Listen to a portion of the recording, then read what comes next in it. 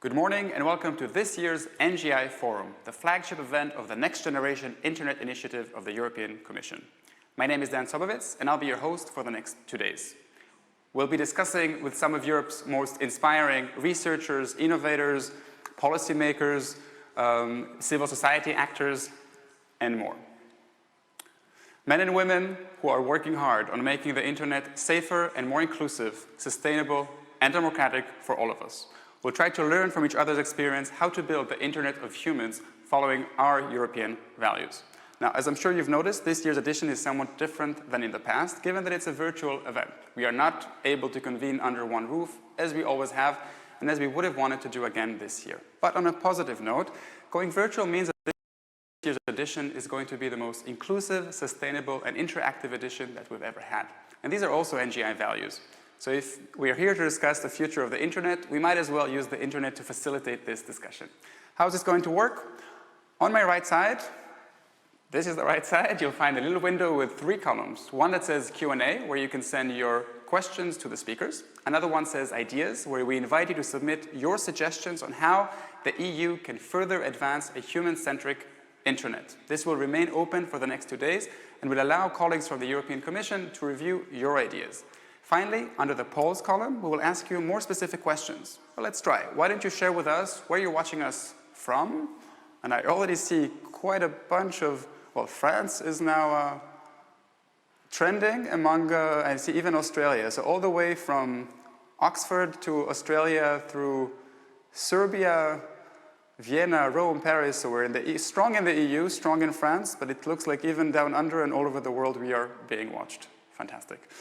Another way for you to interact with us is by using the Twitter handle NGI Forum 21. I'll try to keep an eye on it and share with you interesting tweets as we go along. We'll also have an interactive pitching competition, which I'll tell you about in a moment. Finally, if you register for this event, you can also exchange messages with any other registered participant. Simply click on the participant button above and use the filters to find the right person for you to network with. So as you can see, this year's edition is not just about sitting and watching online discussions. It's about bringing Europe's best minds into engaging, talking, designing the internet of the future. So we very much welcome your active participation. Now, one important participant who is not connecting remotely, but is actually here physically with me, is Olivier Branger, head of the NGI unit in the European Commission, DG Connect. Thank you, Mr. Branger, for joining me, because otherwise I'm the only human here other than the drawings, so please have a seat. Thank you very much.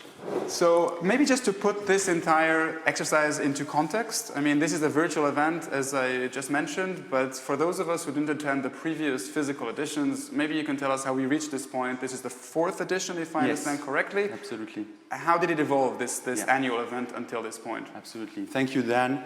Indeed, it's the 4th edition of the NGI Forum. We had the previous edition in various European cities, in Barcelona, in Porto, in Helsinki. So we went across Europe where we could meet local communities.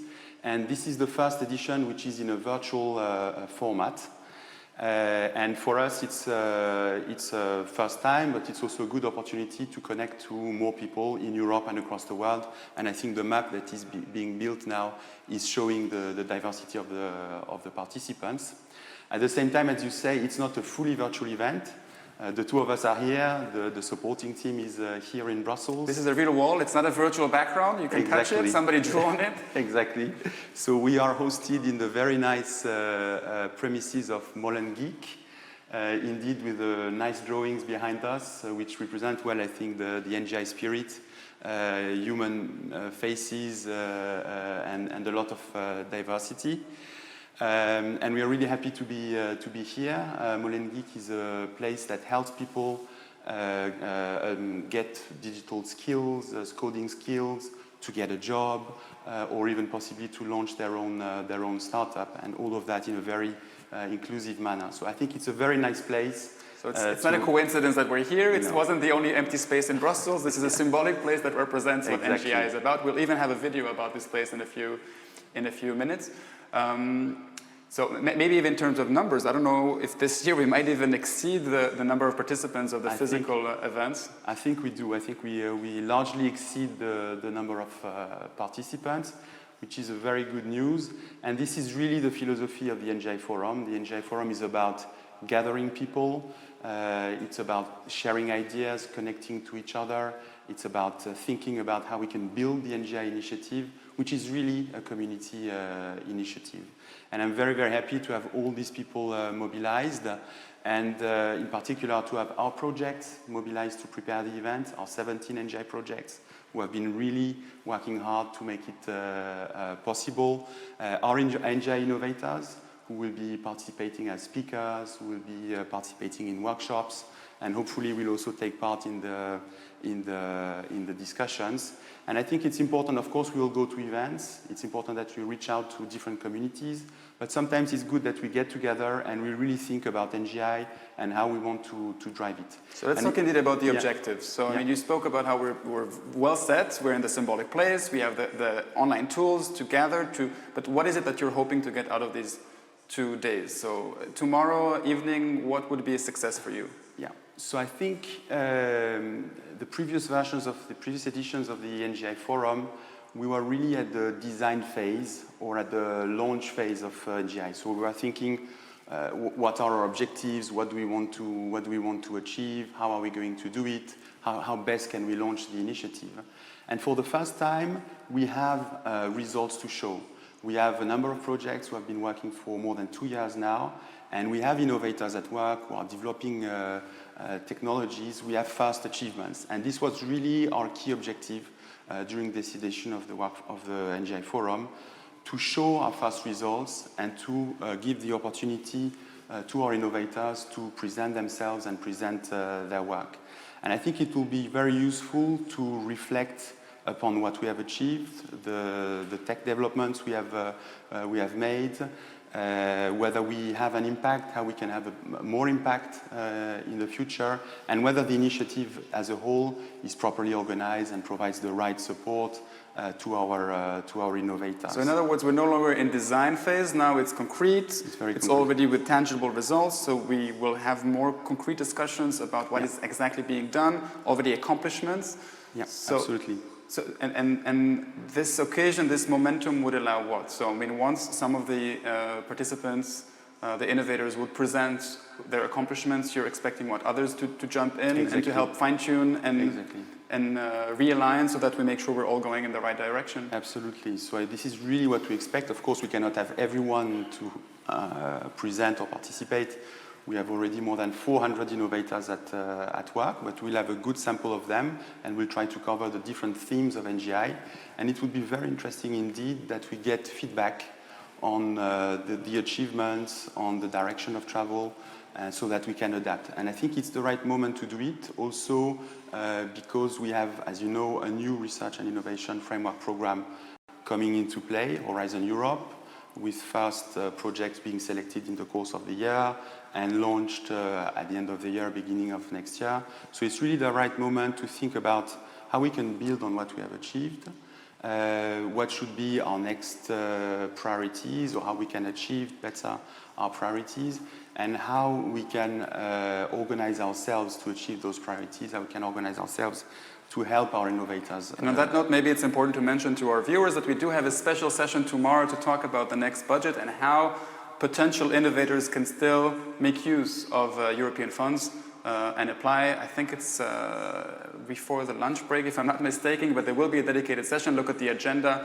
which would help you with technically concrete advice on how to actually make use of these European funds, which are for these innovators, and it would be great that they make good use of them. Absolutely. Maybe if we took a step backwards, how optimistic are you, other than the NGI, which is, as you say, making already, you know, it's beyond the baby steps, it's already maturing, it's a toddler, it can walk by itself, but in the broader picture, are you optimistic that NGI would be, I mean, the mission that we're giving NGI is huge. Is it going to actually deliver? Are we going to be able to build the Internet of Humans? Is it something that can be achieved within our, I don't know, budget, life years, skills and resources? Yeah.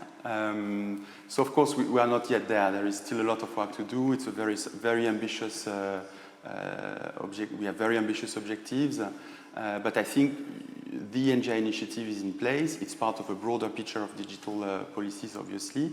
The nice thing for me is that the notion of human-centric internet development, human-centric tech development is slowly becoming mainstream. When we started to discuss about it a few years ago, we had some eyebrows raising, and people were asking ourselves, I mean, this is very nice, you have all these values, but how are you concretely going to implement them?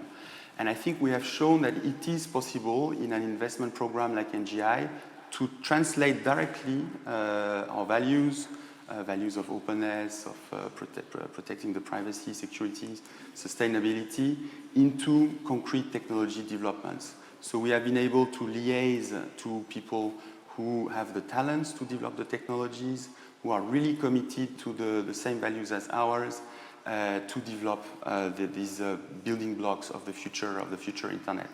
So this is something that is obviously going to take time.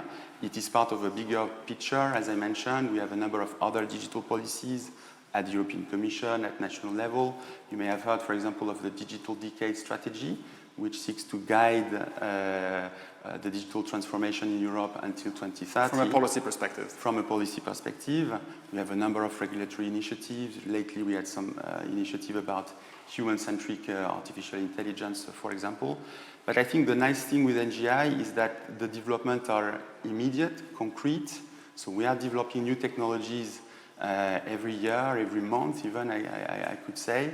And there is a cumulative effect, but also hopefully a multiplying effect. So we are providing seed funding, and we will help people further develop their ideas and their technologies.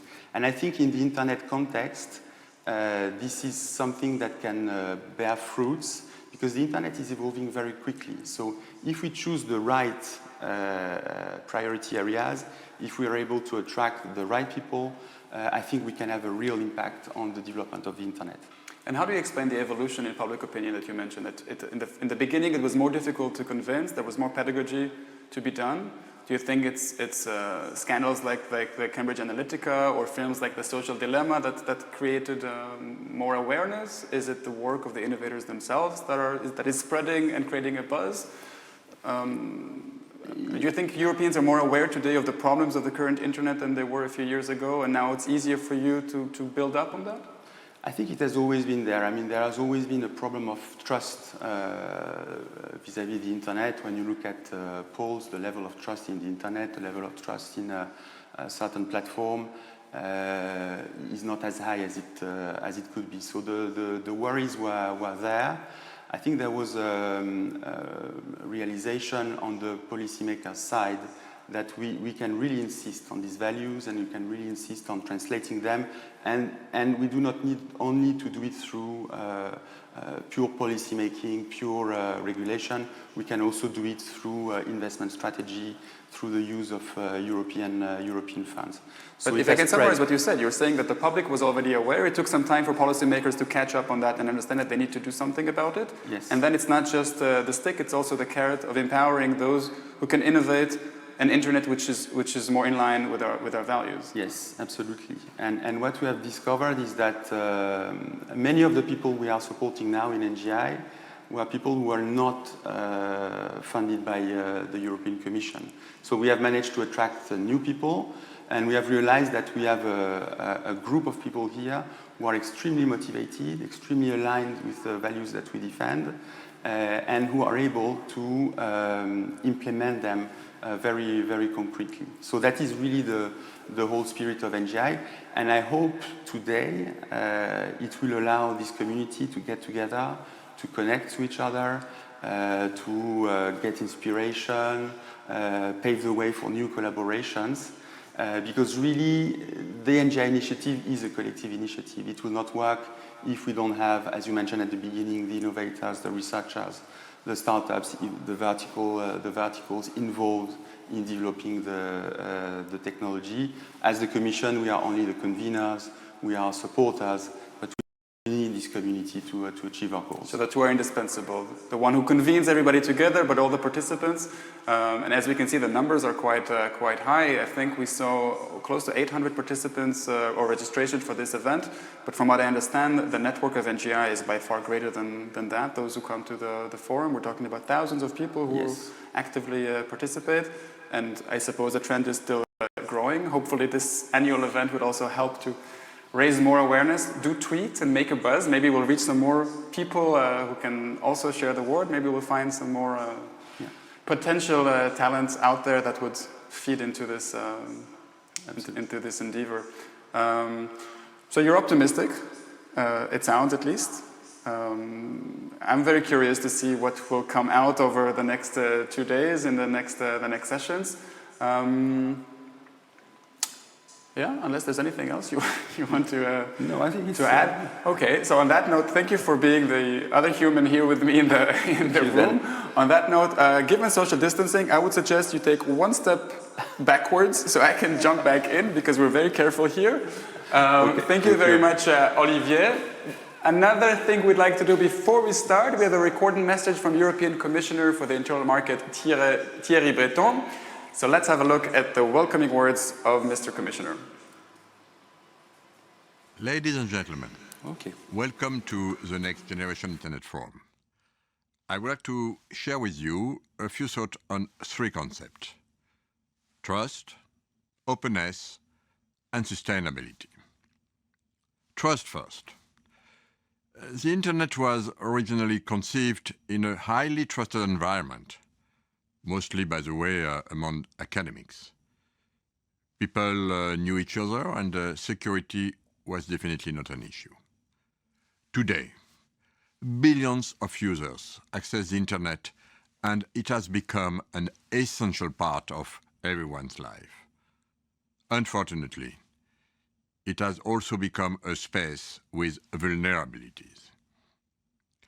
Trust in the online space has become a very important concern. The Internet cannot remain a Wild West. We need clear and transparent rules, a predictable environment, and balanced rights and obligations. And that is why we proposed the Digital Services Act and the Digital Markets Act for online platforms and intermediaries. And the first ever legal framework on AI to balance the risk of certain AI applications. But regulation needs to go hand to hand with innovation and technology evolution. Innovation will deliver trustworthy solutions, open hardware that can be transparently checked, new and more secure cryptography, more control about how personal data and digital credentials are shared, and better privacy options. We need to support innovators that are working on these essential technologies building blocks. Second, openness. This is an important feature of the Internet of the Origins. Open, standardized, and decentralized network of networks. Openness brought a level playing field and more innovation. Open standards brought investment and interoperability. 50 years later, things have changed. We are routinely accessing the Internet through a handful of platforms that generally keep their algorithm closed, that make extensive use of proprietary technologies, and that are mutually non-interoperable. There again, a mix of regulation and innovation will bring the change we need. For example, decentralization is on its way with edge computing powered by the connectivity boost offered by 5G, as well as new open standards for interoperable communications and decentralized social media. Finally, sustainability. Internet was conceived in a context where CO2 emission was even not a concern. Today, the sustainability of all digital infrastructures is under high scrutiny. We want to be up to the challenge and have proposed, therefore, ambitious targets as part of our Digital Decades objective for 2030. For example, aiming at the deployment in Europe of 10,000 climate-neutral edge nodes. The Internet architecture must integrate this dimension. It is just a matter of urgency. The Next Generation Internet Initiative is engaged towards delivering cutting-edge technologies, providing trustworthy digital experience with more user choices, control and participation through its support in the last 3 years to 500 projects. Even more importantly, NGI has mobilized hundreds of the best European internet innovators from academia, open source communities, SMEs, startups, ecosystems to develop concrete technology solutions. This is an effort that will continue. On the Horizon Europe, we have a 7-year investment ahead of us, and I'm looking forward to seeing the next generation internet community deliver key technologies, contribute to global internet standards and open source developments, participate in the policy debate, and be part of the larger vision that Europe is pursuing for the future of internet. Thank you all for your commitment, and I wish you a fruitful debate. Thank you, Commissioner. As Olivier was saying before, we are broadcasting this virtual event from Molenbeek, which is a tech hub in the Brussels neighborhood of Molenbeek. If one of the NGI values is making the internet more accessible, here at Molenbeek, they take it a step further by providing technical skills to youth of diverse backgrounds. To get a better idea, I invite you to have a quick look at this short video about Molenbeek.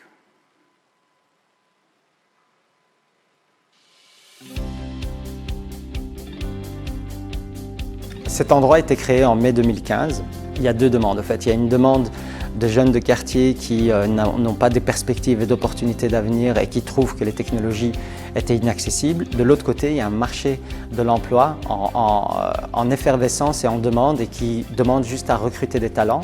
Et donc l'idée et l'envie de créer Molenbeek venait de là, de ces deux demandes-là, et on a essayé de matcher ces deux demandes pour pouvoir satisfaire les deux côtés. En fait, on est faussement décontracté ici, c'est très cool, on a l'impression d'être dans les bureaux de Google, mais en même temps on demande énormément aux jeunes, on leur demande de s'investir énormément, on leur demande de travailler énormément, ce qui fait en sorte en fait, de créer cette énergie, cette plus-value. Donc non, le défi et la pédagogie, la méthodologie n'étaient pas simples à instaurer, mais on a réussi à le faire. On a mis en place un écosystème avec 3 piliers. Donc on a les formations dans le digital, que ce soit en communication mais aussi en développement informatique et d'autres choses. Et puis on a l'incubateur à start-up où des jeunes viennent avec leurs projets et on les aide à développer leur entreprise, leurs idées, leurs projets. Et puis on a toute une série d'événements du type hackathon, start-up week-end, workshop et ateliers pour attirer du sang neuf, pour faire en sorte après que ce sang neuf qui arrive, on les redirige soit vers la formation, soit vers l'incubation. Nous considérons qu'on répond à beaucoup de problèmes sociétaux grâce à l'innovation et à l'impact que le digital amène dans la vie de ces jeunes-là. On leur permet d'avoir des opportunités d'emploi, d'avoir des perspectives d'avenir, mais aussi on permet aux entreprises d'avoir un team et un groupe tech beaucoup plus divers, avec beaucoup plus d'inclusion, et on fait en sorte aussi de mélanger tous ces mondes pour amener plus d'innovation dans les entreprises, parce qu'avec des prismes différents et des regards différents, l'innovation est juste beaucoup plus enrichie. As you can see, a lot of innovation is happening here at Molenbeek, but of course also across the NGI network. NGI innovators are delivering concrete solutions, technical building blocks, decentralized systems, improved protocols, innovative apps, services, and more. They are therefore at center stage throughout this year's NGI Forum. But we also wish to showcase their results and to bring their innovation to life. We therefore asked NGI innovators to provide us with their very best elevator pitch video. 40 of them picked up the challenge, and we would like to thank them for the time and effort they put in this exercise. The European Commission and the NGI Outreach Office then reviewed the 40 and selected the 9 best pitches in terms of storytelling, production quality, and personal performance of the presenter. 3 pitches were selected in the field of internet architecture, 3 in the Internet of Trust, and 3 on international cooperation. We will watch the videos as part of the program before we discuss each of these topics, but all 9 videos are already accessible on Contest on the contest part of this website, which you can reach through the homepage. So first you click home, and then you will see contest, and you will be able to see all the videos. So I invite you to watch them and vote for your favorite pitches. The 3 winners, 1 per category, will be presented tomorrow around noon by Piers O'Donoghue, Director for Future Networks in the European Commission. The NGI Initiative brings together hundreds of Europeans to co-create a better model of the internet, perhaps better than the one we just heard about. So where do we stand now in 2021 with this initiative, and where are we headed? For this, I'd like to invite Dr. Monique Calisti, Director of the NGI Outreach Office and CEO of Martel Innovate. You'll be the moderator of our next panel. Let's see if we can get you with me on the screen. I hear she's coming.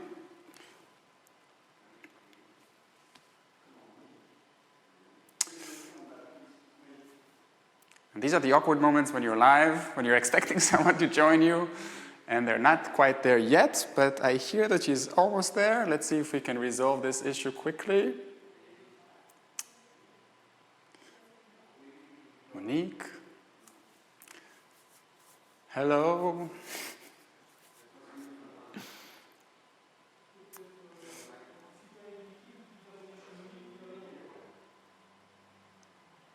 Okay, I need instructions. How do we proceed? Do we get Monique or? Monique, good morning. What an entrance. How are you this morning, Monique? Can you hear me? You should be able to hear me now. Good morning, Monique. I was just saying, what an entrance. You kept us in suspense here. But I cannot hear you. I think you're mute. Nope. Let's try again. I cannot hear you, Monique. We can see you, but we cannot hear you. Can you hear me? I think I can hear you now. I hear myself. Ah, there we go. Now I can see you and I can hear you. How are you this morning, Monique? I'm very fine. Thank you, Dan, and thanks a lot for the amazing conduction so far of our event. Thank you for saying that. So you heard Professor Tenenbaum, I suppose. I'm very curious to hear how some of your actions might relate to that. And before I let you introduce your panel, as you can see on the screen, we did ask the viewers how much they feel they know so far about the NGI Initiative and its different projects. So as you can see, we do have some experts that you'll have to work hard to surprise. Some of us feel that they are experts of NGI, so your job will be to tell them something new. But most of them are somewhere in the middle. They have an idea, but they want to learn more. So I'll let you introduce your panel so that we are all up to date and we know where we are with the NGI Forum, or NGI, initiatives in general in 2021. The floor is yours, Monique. Thank you very much. So if you allow me, I will introduce first myself quickly and guide you throughout this session before introducing my expert panelists. So first of all, good morning, ladies and gentlemen. I know that you're following us from a little bit over about 49 countries represented through our participants. My name is Monique Calisti. I'm the CEO of Martel Innovate, and I'm the director of the NGI Outreach Office. It is really a pleasure for me to moderate this expert panel that aims to provide a snapshot of what the NGI has become in these first 5 years of its history. Clearly, it's going to be impossible in these 50 minutes to cover it all. We will do our best to provide an insightful overview, capture your inputs through Slido, and stimulate participation not only during this session, but overall in the NGI later on. On my side, I'm always feeling excited at the beginning of each NGI Forum. This is the 4th edition, because I feel I have really the privilege to have been involved in this initiative since its inception, actually even before its official launch. And I helped growing this initiative together with other amazing people from which I've learned a lot. And I'm sure that today, throughout our panel discussion, we will still be inspired and even learn new things. And this is only the beginning, actually. Because we created a community that is a community gathering together excellent innovators, students, researchers, policymakers that are all at work to shape the internet of the future and make it a better place for all of us, which is a huge responsibility that we take. Because in fact, the NGI, it's about ensuring that internet technologies empower people, all the people, in a trustworthy, open, and sustainable way, as we've heard also from Commissioner Thierry Breton. Since 2017, when the first project started, actually late in 2016, beginning of 17, many things changed. In 2017, the first edition of the NGI Forum was in September in Barcelona, and we had about 100 people there. For this fourth edition, we received about 800 registration, as I said, from about 49, 50, I don't know, I don't remember the exact number for this fourth edition. And a lot has happened, as you will see in those next 2 days, in which, as also Olivier said, we want to make sure, Olivier Branger, the head of the NGI unit, has said, we want to make sure the protagonists are the NGI innovators. This session, it's all about providing an overview of where we stand along the NGI journey, because the NGI is an essential component of this digital decade ambition that Europe has set. Now, which destinations have been already reached, which other we will travel to, it's gonna be a matter of you know, time to converge and opportunity to create even more out of what we've done so far. Currently in the NGI, we have 11 research and innovation actions. We have 5 coordination and support action, and we have a much larger community of innovators that join the NGI along the way. And these have been possible through a very agile mechanism, the open calls cascade funding mechanisms that the ongoing research and innovation projects have made available.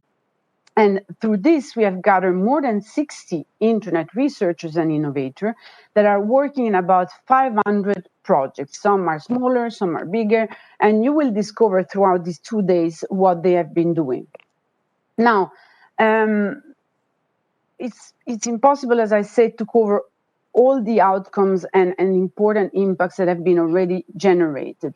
But clearly, as also Commissioner Breton mentioned, the NGI is here to stay and to grow, to create an internet of trust that is that will be one of the core pillars for our digital transformation, and also for the recovery and growth of our society. Now, this session and the discussions that we'll have now, they will provide an insight on 4 main aspects. So first of all, where we stand on building a human-centric internet, and what are the key strengths of the NGI funding model. But we will also discuss about what are the gaps to be filled and which areas for improvement to deliver on the NGI vision during the digital decade. So please, you outside there connected to this event, use Slido and drop your questions, your comments, your input on these main aspects. And now, before giving the stage to my great speakers, I would like to tell you that today it's a great day, really, because we are here all together. We are in the internet all together, despite the boundary condition, despite the challenging, remote living conditions this pandemic has been putting us on. And we are all here because we believe that we must shape the internet into a better place for us, for our kids, because as also Professor Tannenbaum said, a lot of what's going to happen, and it's already happening in education, transportation, our everyday life, depends so much on the possibility to access the internet. So now I'm really happy to introduce you my amazing speakers. Michiel Lieners, that is the Director of Strategy at NLNet Foundation, that is also the coordinator of 2 ongoing research and innovation projects. He will give us an overview of what has been happening and how the NGI Zero has managed to coordinate and gather a very large number of newcomers to the NGI. Then we will have one of those NGI innovators, Eisen, that is the CEO and co-founder of Fully Automated. She will tell us about how the NGI funding and community has helped her to grow her innovation. And then we have Klaas Wierenga, that is the Chief Information and Technology Officer of Géant, that has been involved as advisory member of one of our projects, and he has been following closely our community. And we have invited him not only because of his great expertise on internet technologies, but also because we wanted a fresh view of someone that is seeing with a bit more distance our community, to also understand and discuss in a very critical way what are the gaps and in which way we can meet them. So now, enough about Monique, enough about me, about my introduction. It's my pleasure to give the floor to the speakers. I would like to remind that we want to keep within 5-7 minutes each so that we have enough time for the Q&A and more interactive session. Michel, the floor is yours. Merci. Hello, Monique. Hello, everybody. Thanks for that. Let me see if I can get my slides on the screen. Okay, so like I said, my name is Michiel Leenaars. I work for a charity called NLNet Foundation. If you notice a delay, then that will be up. Can you go back? Use space. I have my left hand is sitting in Brussels in a studio that will put my recording up front. So when there's a bit of delay, then that's what's happening. So I work for a charity called NLNet Foundation. NLNet will be 40 years old next year.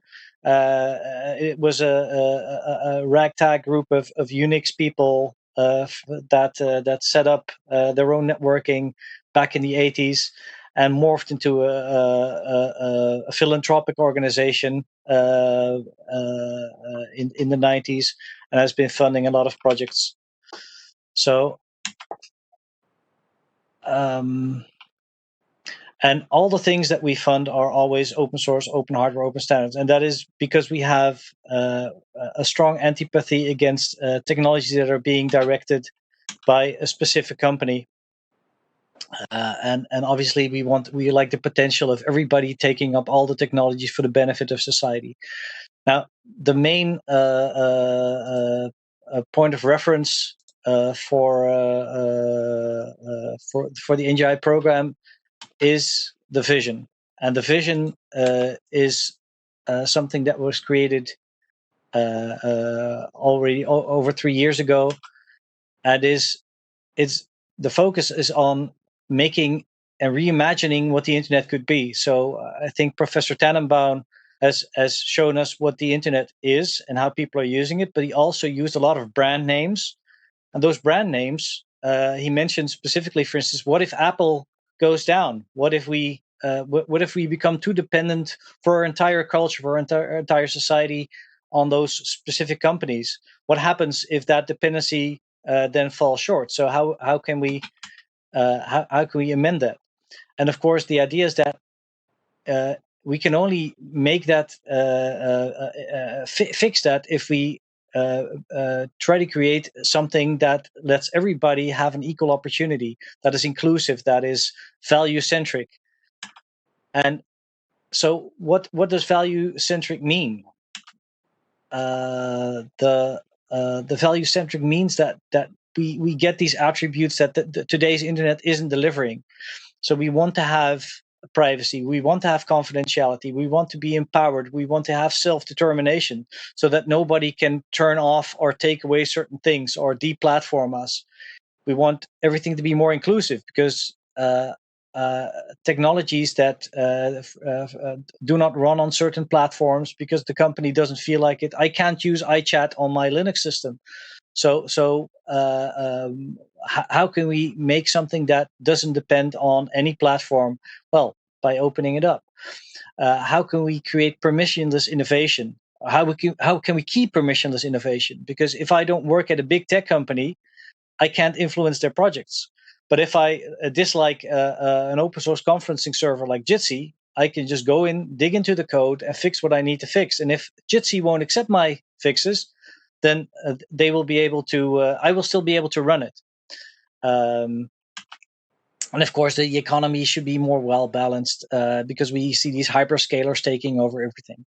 We want to have more robustness, and the internet is supposed to be really robust, but it needs to be a lot more robust and a lot more resilient, because we find actually that if you look at today's internet, it's actually pretty amateurish in the point of view that a few tweaks could break a lot of things down. If we can't update our computers anymore, if we can't download updates from say GitHub, or if we can't do a firmware update of our mobile phones, then if something bad happens, we have no recourse. So we have lots of NGI innovators looking at how to actually harden that. After Snowden, we know that the technology needs to be trustworthy as well, and trustworthiness has been a major problem of the internet since the very beginning, but we just didn't know. So we want to have technologies that can guarantee the strength, the safety of our users, and of course we want to be able to have openness and not be locked into specific vendors, specific technologies, so we can upgrade it ourselves and then make it more sustainably open, because we do see this convergence of technologies that are locked into platforms, and that is not promoting creativity. That is not in our well-being. So the generic motto of the NGI initiative is, let's reinvent the internet to reach the full potential for mankind. Because if we don't watch out, we will be stuck with this for 1,000 years. We got stuck with the phone system for 150 years after Antonio Meucci invented it in 1856. And we're still using that. So now Professor Tannenbaum said that we're getting rid of it, but still there's parts of it that we still depend on. So now making that whole internet human-centric and fix all its unhealthy economics, fix all its technical shortcoming and social inclusion, I mean, that's a pretty hefty thing to do, but it means a lot of work. And that lot of work is spread across all the layers of the internet. We have so much of these different parts of the technology that we need to address, and literally everything is connected. And obviously, it's impossible to address everything at once. But the nice thing about what we're able to do with NGI is that we can connect to other efforts. We can crowdsource the whole problem. And that's the open call mechanism that allows us to really dig into the meat of technology without getting stuck on a single point that slows us down. And there is a lot of diversity. We're going down a rabbit hole where necessary, and it means that. And I'll rush through this because I realize that I'm already taking more time than is necessary. So what do we need to fix? If hardware, if the chips that we use are unreliable and we pay premium prices for that, can we fix it? If we have protocols that are insecure, can we fix them? If we have operating systems that are updating, that are communicating 24/7 to the internet and tell everything that we do, including our location, to a server outside of Europe, is that something that we want, or can we create an alternative that doesn't do that? And we have projects. All these projects that you see the logos of, they're all ongoing. And so there's currently at the Nelnet we have something like 285 projects ongoing, and all of them are addressing specific issues from organizing, becoming independent of Zoom to do conferences like this, or from WebEx, to actually be able to self-host everything, up to search engines And all of these things are currently being not only created, but we're actually gathering them. And I think the key thing is, are we making a difference? I got this message yesterday, and I think that this is really hitting the nail on the head. This is a literal quote from somebody. I think what you guys are doing is truly incredible, and I mean in the literal sense, so extraordinary as to seem impossible. You're making an impact on so many people's lives, both indirectly, directly, and more indirectly.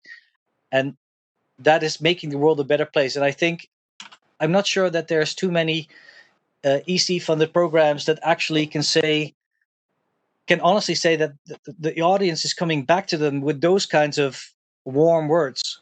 And it's not the program that is doing it, it's the people that we're funding. I think the mechanisms that we've designed are actually capable of doing something very meaningful. I'll in the interest of time, I'll just let Monique continue. But these are there are some things that we should keep, and there are some things that we should do better. And the key thing is that we should go for that we should extend the horizontal support, because I think those mechanisms, they've proven to be very useful, and they are truly adding a lot of value because they make everything operational. Thank you, Michiel. I think some of the points that you have anyway in this last slide will come back into the discussion about, what we should do next and how we should address maybe some of the criticalities so far. Now, I would like to leave the floor to Ellen. Ellen, please, the floor is yours. Let's try to keep it within 5 minutes. I know that you and class don't have slides, so I pass the word to you. Thank you.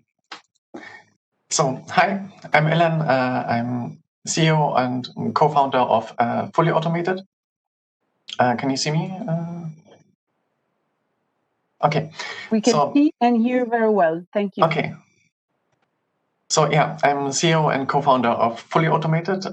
We are a company dedicated to building open hardware, but more importantly, beginning last year, like February, we started IDEA, a project funded by the NGI Zero Discovery Fund through NLNet, which is basically a software project, software hub, which allows people to piece together open hardware modules and to easily integrate electronics together, which are already open source, and build something new and use all the knowledge people already shared with each other. So the interesting thing is, when we set out last year to build this, it was basically a shot in the dark. It was February, the pandemic, and everything was just starting to ramp up, and everything was getting more uncertain.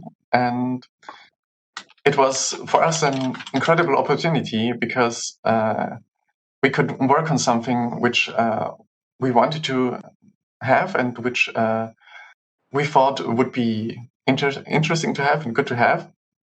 And yeah, we got the opportunity to work on that. So as a counterpoint, because as Andrew Tannenbaum was already saying, and about innovation and everything, what we set out was not something extremely innovative or revolutionary or disruptive. What we thought was, okay, this thing should exist. Everyone would like to have it, and everyone we talk to, it's like, okay, yeah, merging electronics should just be a thing like it is in software, but why is it not a thing? And so we set out to build this. And working with NGI Zero Discovery and NLNet was extremely easy and very unbureaucratic, with not much bureaucracy. So we could just focus on the work, and which was very important to us, because we could just focus on what would people need and what would others need and to have from this. And yeah. one thing we stumbled, one part we stumbled on was actually that it's really hard to actually do intersectional things. So because it's we're working on the intersection of open hardware and open software, and so we always have to do both things, even though the project is just the software part and the tools and everything. But also we have to build some hardware ourselves with it, and so we can see how it works, and yeah, and this getting the funds for it and getting funded, and by this enables us to do all this, and which is an incredible opportunity to work on this. And yeah, so getting also the help we are getting from NLNet is and from partners, and the synergies we can tap into is really good, because we're not just alone in this, and we're not competing against others or anything, because we're doing this for non-profit. We want this to be open. We want this to be open source software. We want this to be available to everyone. And working on non-profit things and still getting paid to do that, and getting funding for that is amazing, because it takes away all the burden of trying to build something which is monetizable, which is profitable, because we just need to run it. We just need to cover the costs to actually host it, and so people can use it, so we can keep it free, and so we can keep it open and build a community around it, instead of building more walled gardens.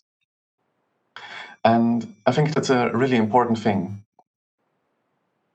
And yeah, I think that's Thank you.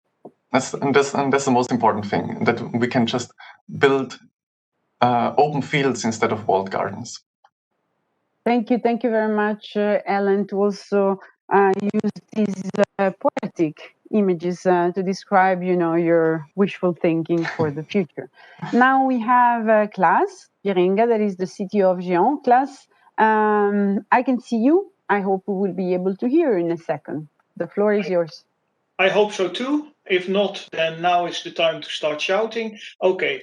So yes, good morning, everybody. I was asked to give a few reflections on the NGI program, and as Monique was saying, I am in the advisory committee of one of these programs, NGI Pointer, and I'm also a coach of a number of projects in the NGI Trust program. So my observations don't come completely out of nowhere, but as Monique pointed out, I'm at a little bit more of a distance than the previous speakers, and maybe that's a good thing for making some observations. So let me start with saying one important thing, and that is that I'm a big fan of the NGI program. I think there are a lot of super interesting things coming out of the various programs and projects. I really like that the participants in the projects are from beyond the usual suspects. We have involvement from almost all countries across Europe, but also different parts of society, students, companies, startups, etc. And I think that that's really great. And I really think the NGI program contributes to making the internet a safer place. What I also particularly like is that the sort of open call concept makes for a lot less bureaucracy without being negative towards our benefactors in Brussels, it is sometimes quite tedious to go through all of the stages to get a project approved. With these open calls, we've been able to get in with much lower threshold, lots of interesting ideas, and I think that's really good. In particular, and that alludes a little bit to what Professor Tannenbaum said before, the blue sky thinking, or in Brussels' term, the lower TRL levels. I think that's very important that we have them on board. But you don't invite a Dutch on a panel if you only want to hear positive things. So I'm also going to come up with some critical remarks. One completely not related to technology, but I still think that looking across all projects, there is not enough diversity. There are great exceptions, but still it is very much a middle-aged male type of environment, and I think that is really time to get out of that. So next NGI Forum, I hope I will not be one of the panelists, but you will have someone a little bit less middle-aged white male. The other things that I noticed is that it is very hard to avoid having private enterprises coming in for funding, and sometimes, especially in retrospect, with the submission, it's not always obvious, but especially in retrospect, the funding is used for the existing roadmap, and I think we need to be looking more careful at avoiding that. We are trying to do new things rather than making a company more successful. And that relates a little bit to something that Michiel said before. I think even more than already, we should focus on making results available in the open domain. I see, as I said, some very interesting projects, and I just don't see how society at large benefits from it, unless you think that it is good that we create the next generation of hyperscalers, but then in Europe, which I don't. So I also think that sometimes the fashion of the day takes over a little bit. I promised not to use the word blockchain, so I will not. But we have to be careful not to focus all development in only a few directions, because the nature of blue sky research is that you can't really predict what the next big thing is going to be. So you will have to bet on many horses, keeping some guiding principles in mind, though. It's not like let's just throw a bag of money and everything goes. And that brings me to a few recommendations looking at the program. One is, I think there needs to be a lot more interaction between the projects. I said it a couple of times, I'll say it one more time. I think there are super interesting results coming out of these projects, and I think the other projects would benefit so much from learning from each other and essentially creating a community. I've worked for 9 years at a large company in Silicon Valley, and one thing that is very special, if you want, about Silicon Valley, there are also lots of things that are not at all nice, but one thing that is particularly nice is that there is a community of people that meet each other everywhere. There is the simple fact that all these companies are within a few mile radius. So people tend to move between companies a lot. So there is a lot of common built knowledge, and I think the NGI program would benefit a lot from creating this kind of "we're in this together" approach. And I think Michiel's bullet about horizontal actions goes a little bit into that direction as well. So I think that would be really good. I also think that we need to make sure that this community remains also after the project is finished. When the project is finished, that is it.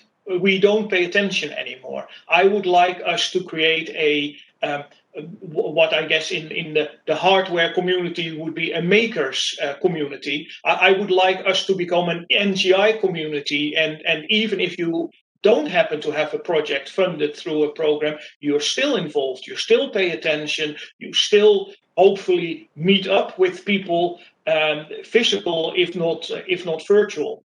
And lastly, I think, and this may seem to be contrary to what I said before about doing blue sky things, I think there needs to be a bit more focus on business cases, and not business cases necessarily in the financial sense, but more into when you come up with a proposal, with an idea, you need to be able to sell it. You need to explain how this is going to move the world forward, but also how is this going to scale if you were to be successful?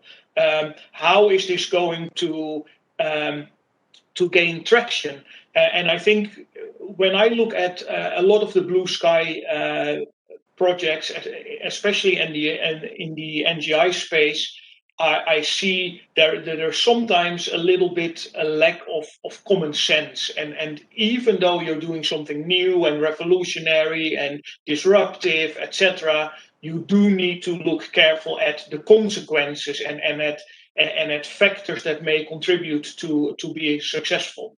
But winding up, last thing to say is, overall, I think this is fantastic stuff, and my remarks are only meant to make it even better.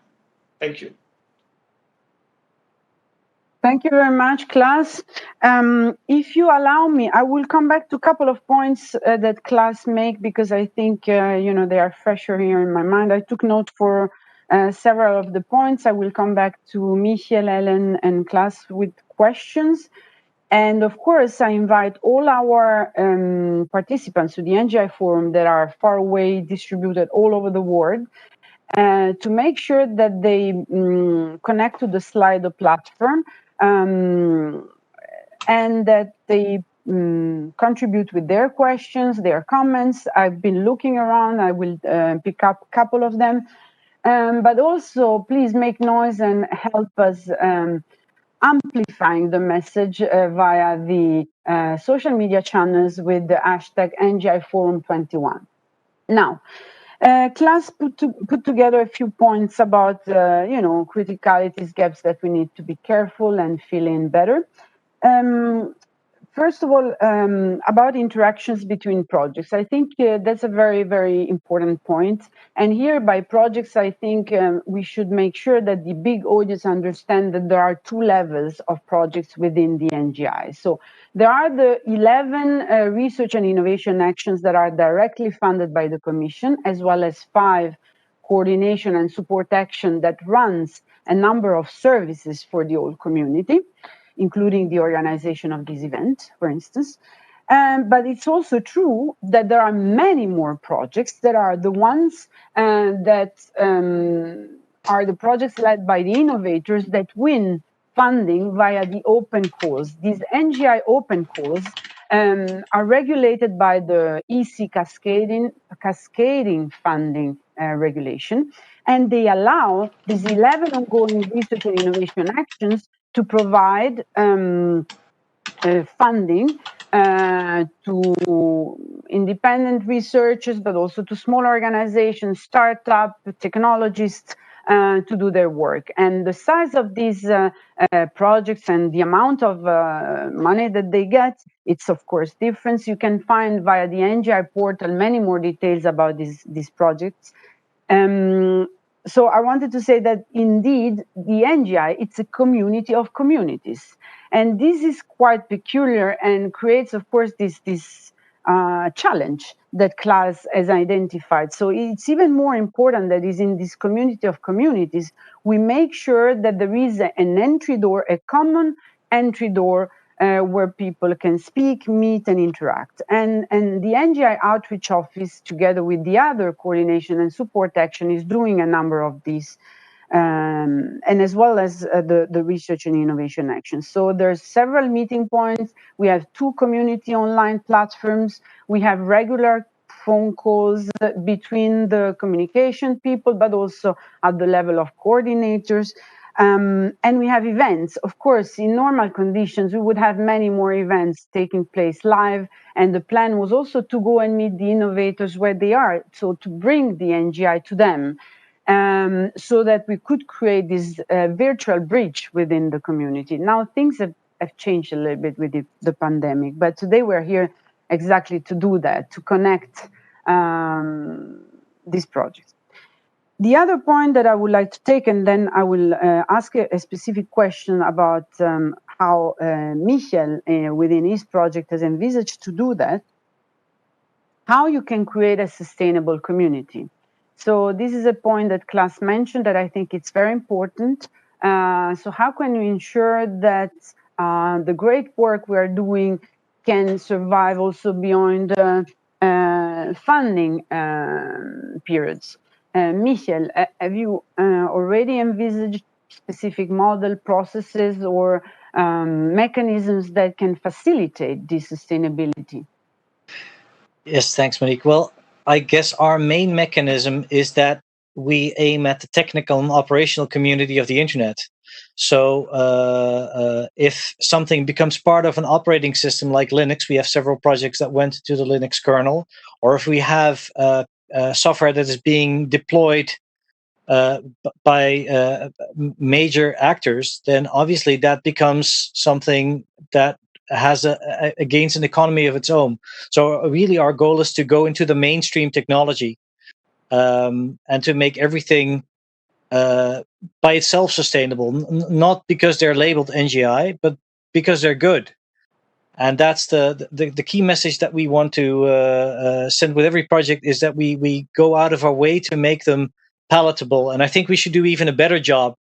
For instance, we were talking to the European Data Protection Authority 2 weeks ago during a workshop, and they said, well, we love all this work with PeerTube and ActivityPub and alternative social media, because we really want to get looser from Facebook and Twitter.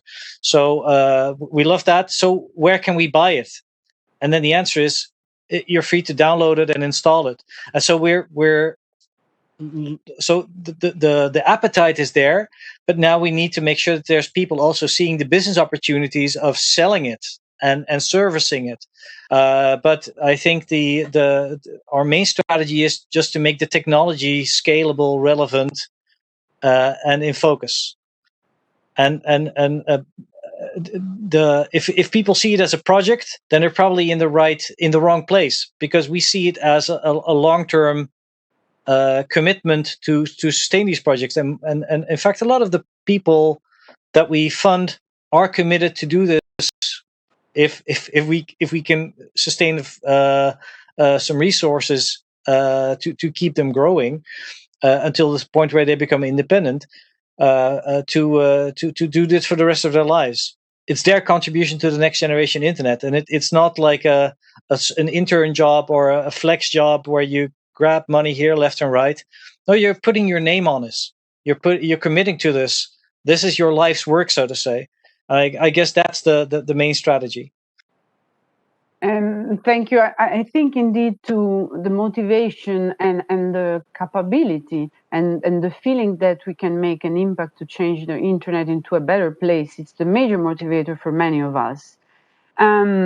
which of course requires then to follow up on realizing our ideas, and for this we know we need finances. So Ellen, as NGI innovator, with respect to the support you have received, are you happy? Which areas do you think you would have liked to receive better support, and in which way you wish that, maybe the follow-up support activities can provide even more input for innovators approaching the NGI?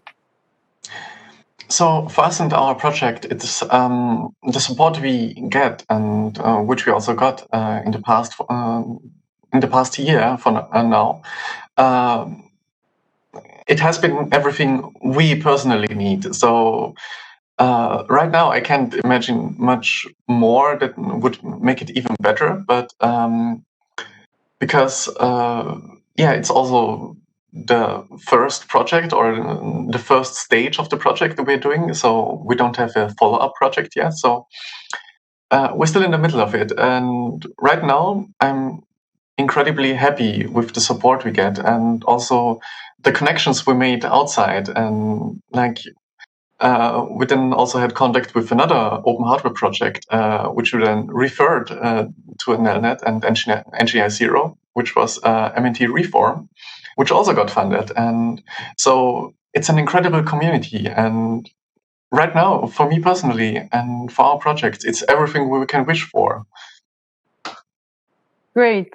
And this gives me the opportunity to invite all of the innovators that are here today attending this event to connect to themselves, to connect to each other, to look the various sessions and discover what others are doing, because I'm sure they will be inspired, and they will possibly identify, as Ellen said, chances of further collaboration.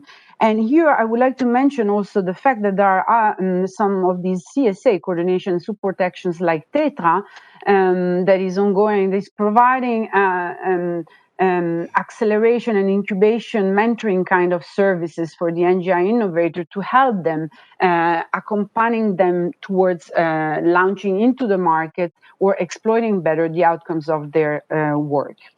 Now, I wanted to go to a point that is mentioned here in the ideas or Q&A. I would like also to invite you to participate to the polls, because in the slide you will see that we have Q&A, ideas, and polls. So while we are speaking and discussing, there are polls that are launched, so please participate. Now, let me pick up a question, a point that is related. Sorry, I had seen here.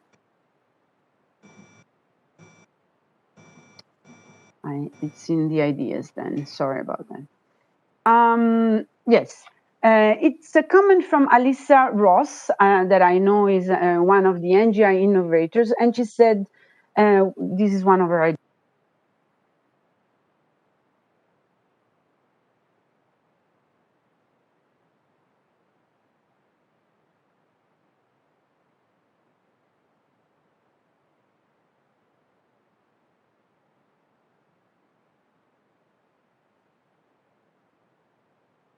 While we wait for Monique to come back, I want to clarify one small thing. Monique rightfully pointed out that there are lots of actions going on, but most of them are focused at, let's say, the project manager level. There are consultation meetings, etc. What I really would like to see happening, and I think Michiel is doing that to some extent, is getting the implementers talk to each other more than the project managers. Yes, but my point, I don't know if you heard me because I was shortly disconnected. What I was trying to ask you, Klaas, is something about that we probably didn't touch so much, but I saw also another couple of comments about participation of bigger industrial player into the NGI. Because of course there's been the comment sometime, you know, how can you change the internet if you don't also engage the big players in the market? This is going to be impossible. So how do you see this convergence? What do you think it's critical for this convergence to happen without, you know, this bottom-up movement that we created, that we represent within the NGI, with, you know, more sort of top-down approaches and big players' actions? This is nice that you give me the tough questions. This is super difficult. And the reason is that, and I've worked for a big player, and the problem is that 90% of the people that are at a big player think they don't need anyone else outside the company. Because you have, after all these highly skilled technicians. There is the element of standardization. So yes, you do go to 3GPP or GSM Association or the ITF or IEEE or whatever, but those are often mostly defensive plays and protecting your market. So you really need to get the right people in those big companies. And while I was at a big company, I have been involved in a number of European projects, and that in itself is always a little bit problematic if you work for an American company in a European project, but we made it work. But it's all down to people. So getting big companies involved is one thing. What the other part of your question was, and I think that is much more difficult even, is how can you make a difference when we know that the internet is ruled by 5 companies? And I think that has to mostly come from politics. I think there are 2 angles to it. There is the political angle. I think at the moment we are at a stage where we need the Commission, for instance, to step in and argue for privacy by design, open source, all these kind of things. And on the other hand, we need to make sure that we build an alternative, because it's very easy to complain about the hyperscalers, but in the end, as Europe, we didn't manage to pull something off like that. So there's also something wrong with our climate, because if you look at the underlying technology, the web invented in Europe, Bluetooth invented in Europe, Wi-Fi invented in Europe. Why are there no hyperscalers in Europe? Well, that has to do with the way our society is organized. Am I happy with that? Well, a little bit, because I think it is good to have a society that doesn't create hyperscalers, but if that then means that the hyperscalers from other parts of the world are controlling our lives, then it does get problematic. Thank you very much, Klaas. I know that it's not an easy question, and that there would be much more to discuss. I would be also very interested to know what Michel thinks. We are at the end of our session, and I will, if you allow me, take a couple of minutes out of our coffee break to ask each of you, each of the 3 speakers, what does the NGI need to grow its impact in a forward-looking perspective, in one sentence, if it's possible? Very quickly. So 1 sentence each, 1 word each. Let's start with Ellen. For me, what it really would need to grow is more of an opportunity also for mentor and mentee organization. Yeah, and projects which have mentor projects or organizations, like large open source projects, and mentees, which then can innovate and bring value to those projects in the future. Okay, thank you very much. I'm taking note. Thank you, Ellen. Michel? So for me, I guess the most interesting avenue to go would be to liaise with education, with the public sector, with media, and with consumer organizations, because I think we're at a stage where we can replace a lot of the technology that is causing so much problems. But now we need to get it out into usage. And education, for instance, it would be great to have a lot of students not just using this, but also contributing to this, because this is actually, it's malleable, shareable technology that is that allows a student from Malta from 19 years old to make the next big change. Thank you, Michel. I think you touched a very important point, how to get it out into usage and to start from where it can make the difference. And you mentioned a few key areas. Klaas, can you speed up with the last sentence? Yes, so I think Michiel mentioned this in his presentation already. I think the key to us moving forward is this concept of permissionless innovation, and that means that we shouldn't have central controls. We need strong security, encryption, privacy by design, but most of all, open interfaces and open source and open standards.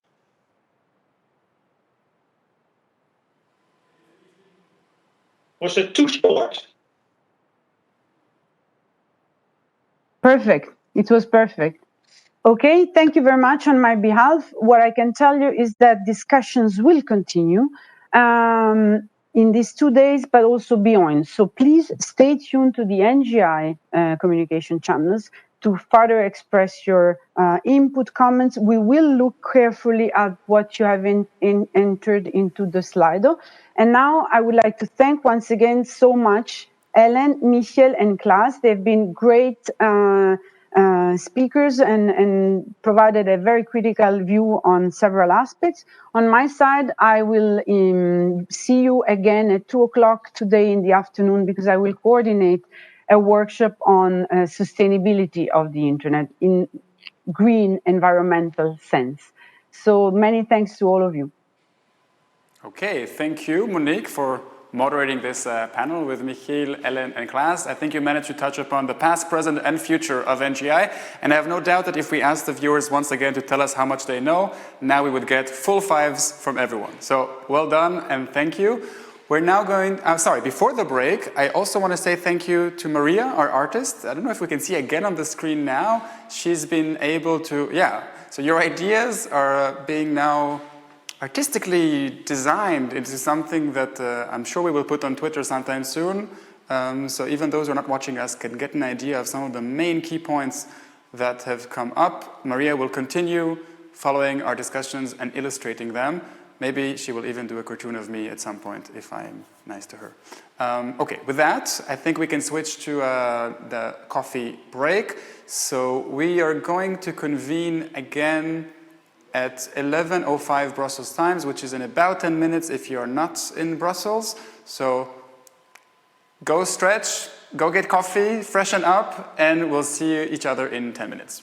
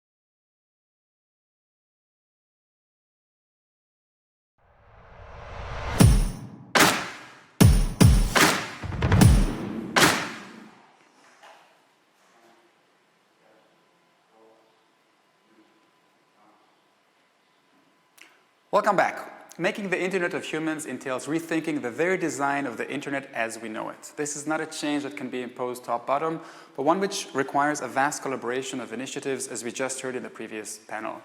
Together, they can deliver the impact that we're looking for. We're about to watch 3 of these initiatives. Let me remind you that we're all here for the good cause, but there's also a competition. You are invited to vote on the very best story, best graphic design, and best performance among the 3 pitches that we're about to watch. You do so by clicking on the contest icon above, the contest hyperlink, and you will see all 9 videos, and over there you can also vote. But now we're going to watch 3 on internet architecture. Let's have a look.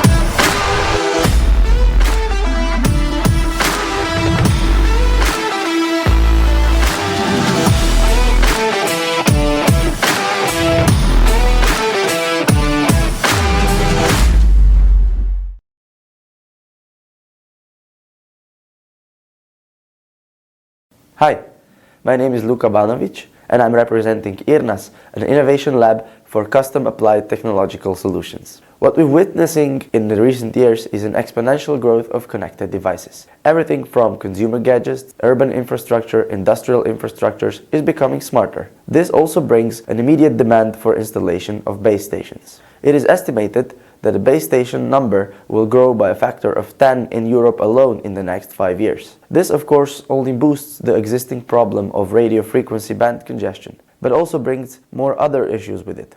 First of all base stations need fiber-like connectivity, and the rollout of the infrastructure is extremely expensive. Secondly, fiber optic cable is not always an option. Approximately 10% of base stations around the EU will have trouble installing fiber optic cable. This is where we come into play. Meet Corusa. Corusa is the first affordable free space optical communication system. It works exactly like a fiber optic cable. It ensures a secure data transmission over an eye-safe laser beam of infrared light. You simply take one unit, face it against the other unit, create a link, and you have 1 or 10 gigabit data transmission at distances up to 150 meters. Corusa is specifically designed to withstand all normal urban weather conditions like snow, rain, or fog. Free space optical communication is no novelty to the market. However, has up until today been in the far highest price range of all available data transmission technologies. With Corusa, we've managed to maintain the high speed of data transmission while making it much cheaper. We've spent recent years on technology development and validation with the help of Shuttleworth Foundation. Up until today, we've managed to deploy 100 links and land 5 integration projects, which helped us learn and grow with the technology. We are now at TRL 7. Currently, we are at the phase of technology integration, where we would like to integrate free space wireless optical communication technology into applications from the fields of smart industry, telecommunication, and smart infrastructure. Let's hear our CEO, Luka Mustafa, and the father of Corusa, what he has to say about this. Corusa reimagines the way wireless optical systems are built and the way this technology is used globally. But at the same time, it also creates an open innovation process with fully transparent technology design, which is at the core of what we do at IRNAS with wireless optical and other solutions. Once we've completed the technology development and validation phase, we are moving on into business development phase, and this is where we will need your help. We are looking to expand technology integration projects. We are looking for partners and mentors. We are looking for marketing specialists and networking specialists who can help us bring Corusa to the stage where we believe can be. We are a young team of keen engineers who are ready to learn, rise, and shine, and we would be extremely happy to see you be a part of our journey.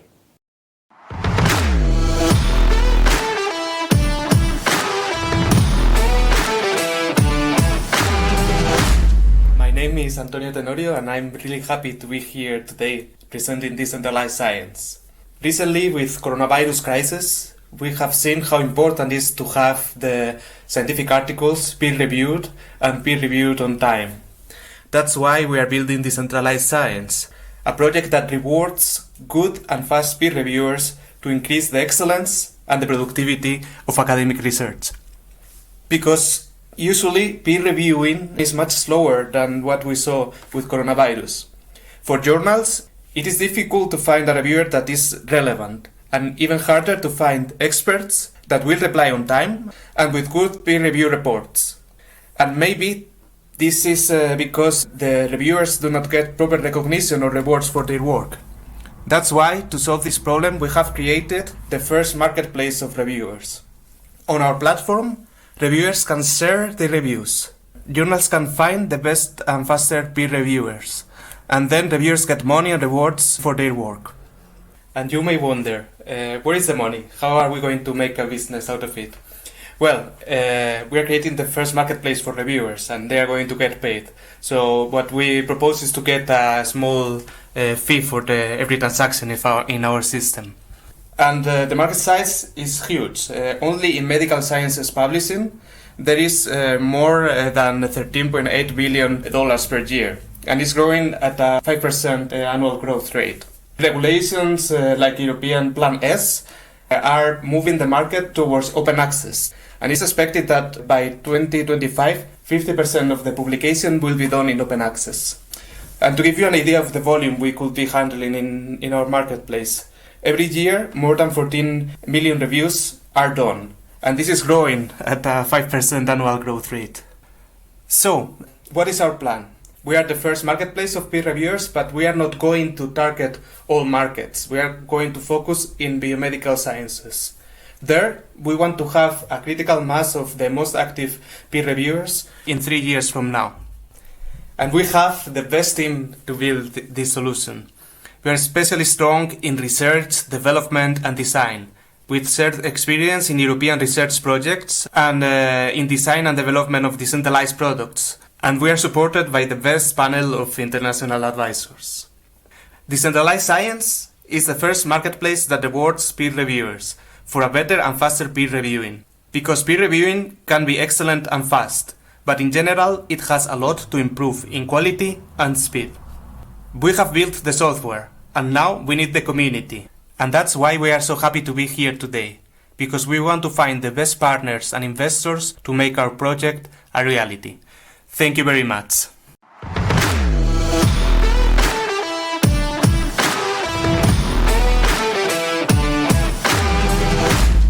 Hi, my name is Andre. Have you ever thought how great it is that when you take pictures on your phone, they are your property? It stays on your phone, no one can delete it from you, and it's yours. Now, you can make a choice to share it on Instagram or Facebook or Twitter, but that choice is yours. Now, why doesn't social networking in general work like that? Why can't I create comments and posts that are first on my phone, they are my property, and that no one can delete? This is what we're building with a new internet protocol called SSB, dedicated to making social network a common good where people own their content, just like they own their pictures. The SSB protocol has been around for a long time and it's a really nice community, but joining it is quite difficult right now. For instance, if you want to connect with me, I have to pass you these two complicated codes and they're not a link, you can't click it, so you have to copy paste it. After you put these codes into your SSB app, what happens next is that you will start downloading all of the data that I have, and this is a process that can take a long time, maybe even 1 hour. We want to fix these issues. In our NGI Pointer project, our goal is to make joining the network easy and quick.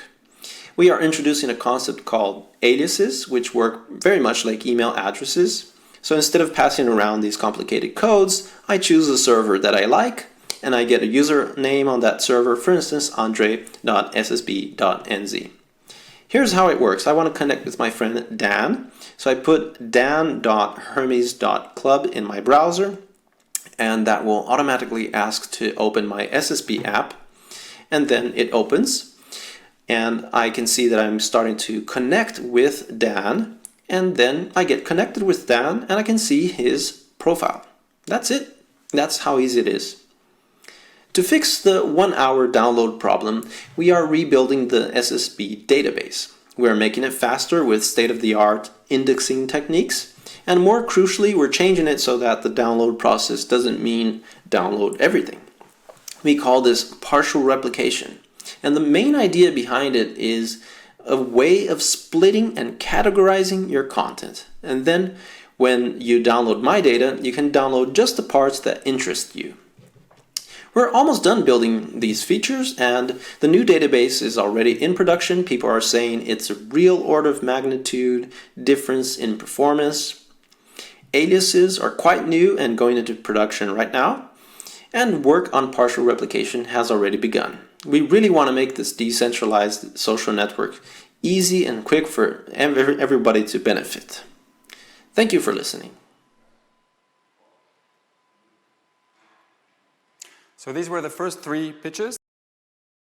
Remind you can vote for, and while you're debating who you want to vote for, our next panel will look further into the internet architecture and its potential evolution. And I'd like to say hello to Professor Mirko Presser.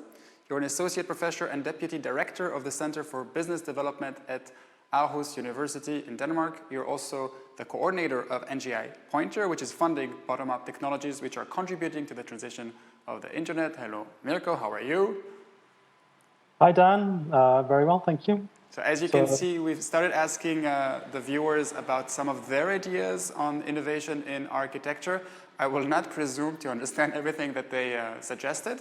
Empathy, I understand. Decentralized also, but some of them go beyond. But hopefully, by the time you finish your panel, we'll have a better idea of where architecture is going. Viewers can still send in answers to the poll, but also other questions that I hope that you will be able to bring in to your panel. So I hand over to you.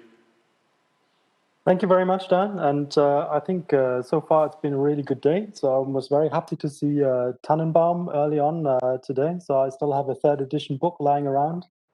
It's always a shame with the digital events that you can't go up to the person and actually ask for a signature on your book, but maybe in the future we'll still have some opportunities for that. So just to be sure that the audience also knows, we will address questions at the end.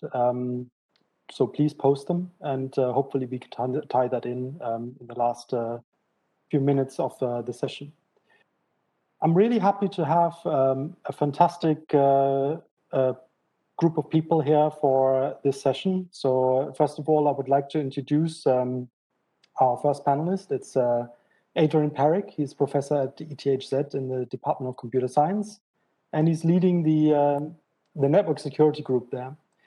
And Adrian's been working on secure systems for quite some time now, and specifically he's also working on the Scion secure internet architecture. So hello, Adrian. How long have you actually been working on Scion? Been more than a decade, hasn't it?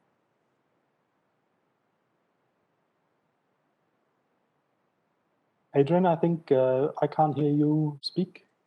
Okay, great. Sorry, got remuted. Can you hear me? Okay. Yep. Great. Many thanks for the opportunity to speak on this panel. It's the Scion project started pretty much 12 years ago, back in 2009, when we wanted to see how a secure global internet could actually be constructed. And so it's been a long journey since then. Initially, we didn't have much ambition, but in the meantime, we realized that actually it is possible to upgrade the internet and have kept moving along with real-world deployments. And of course, we're also very happy from the NGI Pointer project that we are funding a small Scion project on the side, which is on secure internet, verified secure routing. Right. So we're also really happy with that. Great. Yeah, absolutely. It's our pleasure. And I'm sure we'll come back to Scion also later in the conversation. So next, I would like to introduce Miya Kuluwind. She's a master researcher at Ericsson Research in Germany. And also she's the chair of the Internet Architecture Board in the IETF. And Miya is working actively on sort of the transport area, improving TCP, and also new transport protocols. And she's also been very interested in congestion control, ECN, where NGI Pointer is actually also funding an interesting project, and we probably will have at some point later also good conversations about how that is working out. Miya, so how long have you been at the IETF, and what's been your journey there? Yeah, actually, I started in the IETF when I was a PhD student, so that was in 2009, so a while already. And since then, I started writing documents, writing drafts. I'm one of the authors of the lead-butt congestion control. Maybe that's something people have heard of. I've been sharing some groups. And then in 2016, I joined leadership. I was first the area director, one of the area directors of the transport area. And since last year, I'm the IOB chair. So very exciting there. Thank you, Miriam. And finally, I would like to invite Ruben Berbor, Professor of Decentralized Web Technology at ID Lab in Ghent University, also part of IMEC. You're acting as a technology advocate for INRUPT and the Solid ecosystem and technologies and standards, you should say. And you also are actually part of one of the NGI projects on the side somehow, together with a company called Digita, working on, I think you call them semantic shapes, so better to identify and render data that is previously unknown by the application on a browser, right? Yeah, exactly. So we're very excited that NGI also provides opportunities to extend the standards-driven Solid project, of course. And this semantic components initiative here, indeed, the idea is that there's lots of data out there. Can we automatically find the right visualizations, components, controls, and so on to show that data to people and to let them interact with it? Good. Thank you, Ruben. So we now have around about 40 minutes or so to have a conversation. But I think we need to lead into the topic a little bit. We're talking about internet architecture here, and specifically NGI Pointer is now talking about renovating internet architecture. What is internet architecture? I mean, we probably have a very accommodating definition of this here. It's not just about the narrow waist that we often talk about, but there are many other components that are playing in. And why is it actually important to talk about internet architecture and renovating that in some way or another? So maybe I can just invite Ruben to connect a little bit. We heard from Tannenbaum this morning about all of the opportunities that are coming along, the disruptions that the internet has already brought. When you talk about internet architecture and the web in particular, what do you see emerging here? What are the challenges that we're seeing here, and why is that sort of an important topic? So there's a disconnect between the actual technical infrastructure of the internet as we know it and between how it's being used actually in practice, right? And I also think that we've seen a couple of decades of a lot of technological optimism, like if you can dream it, you can build it, and so on. However, a lot of things have been built without really considering what would be the societal implications, the business implications, and so on. I think in particular the hyper-centralizations into platforms that we've been seeing the past couple of years are one of those examples. Like big data is the question, how much data can we bring together in one place in the internet? Turns out there's virtually no limit. The amount of data is infinite. However, what we see is that other things don't scale as well. Like there's societal reasons, there's economical reasons, there's legal reasons why you would not want to bring all of this data together in one of the hubs of the internet, for instance. So this is why it's important to also think about the consequences that technological decisions have on all the other factors and also take those into account. Thanks, Ruben. So maybe to contrast that, Miya, now the IETF is very focused on technical issues. It doesn't really address this disconnect to the society that Ruben just mentioned. So from the IETF's perspective, what is internet architecture and what are the challenges that you're dealing with these days? Yeah, I mean, I'm the chair of the Internet Architecture Board, but I don't think I have a good answer to it. I think what we see as the Internet architecture in the IETF is a set of principles that have been there from the beginning and that have been the basis for what we have today in the Internet to make sure it can scale, it can innovate, new things can happen on the Internet. One of these principles is the so-called end-to-end principle, where you try to be very flexible in the network, and keep it simple in the network, and put the intelligence at the end. So it's easier to involve, it's easier for new applications to connect and to innovate. And I think that made it possible to have what we have today, where we have a network with so many applications, and the original founders basically of the internet. They couldn't even imagine what had happened. So I think in that sense, that has been a big success. And that's why these principles are important. But of course, also these principles are innovating. And in the IETF, we try to really build the protocols so the internet stays still scalable, extendable, and can innovate more. So, Ruben, is that enough in your opinion? Or do we need to create bodies that also take into account political aspirations, societal messages, economic perspectives? Well, I always hope to keep politics out of it, but indeed, we do need a broader discussion. Like, technology is currently being built by a very narrow segment of the population, and I'm a prime example of that. I'm also just a technologist. I mean, even though I try to talk about how technology relates to society and so on, it's not even my domain. So this is why I'm also engaging in conversations with people who specialize in those things as well, and I'm not seeing enough of them. And what you just see is that as a result of those decisions, a lot of power gets concentrated into a small number of companies. And this is just a pity in the sense that there's so much innovation, creativity, inspiration that is lost. Because if you look at the original intentions of the architecture, they were all about being decentralized. And being decentralized means in this case that anyone has the ability to do something online. This is what it's fundamentally about. And in theory, you still can. However, in practice, because of a lot of non-technical reasons, mainly business drivers, it's quite hard to get something done online without passing through one of the big companies for identity, data storage, hosting, and so on. So taking back control of this is important, and I don't think it's a problem we can only solve with technology, because clearly we also need to solve the business problem. Like, okay, we talk about decentralization, but what's the business case here?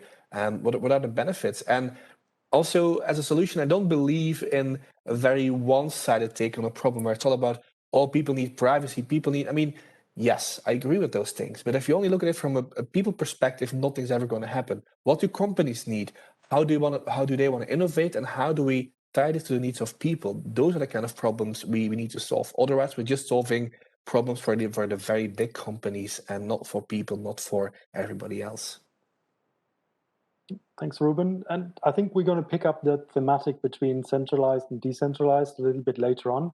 But I would like to bring in Adrian's perspective as well now. So Scion, maybe Adrian, you need to explain a little bit to the listeners about Scion, what it is.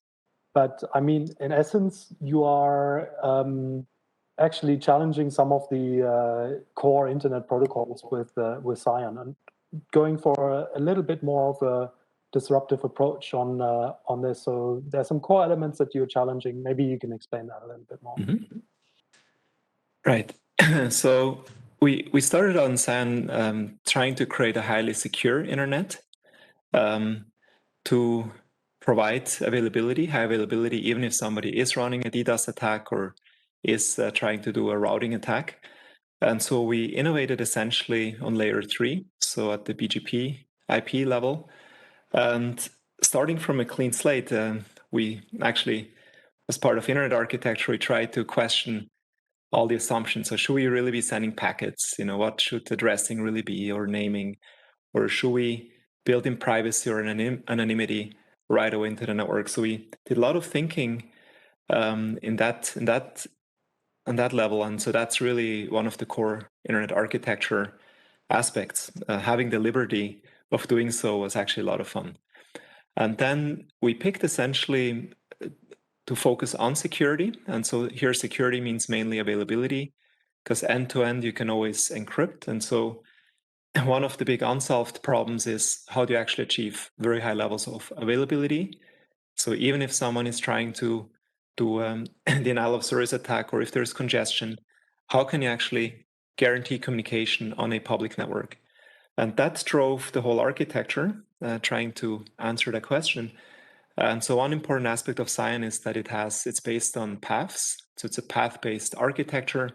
So the routing protocol essentially creates path segments.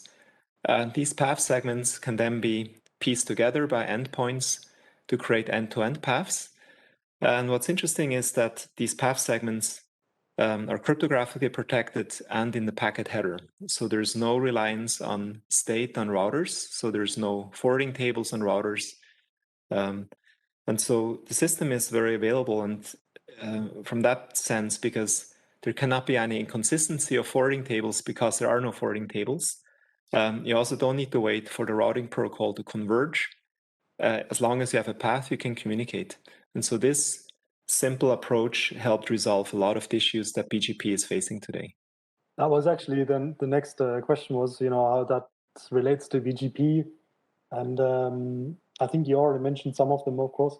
Do you see Scion as like a clean slate approach to the internet? Or, I mean, it's running alongside the existing infrastructure that we have. You have now an instance running for somewhere around 4 years.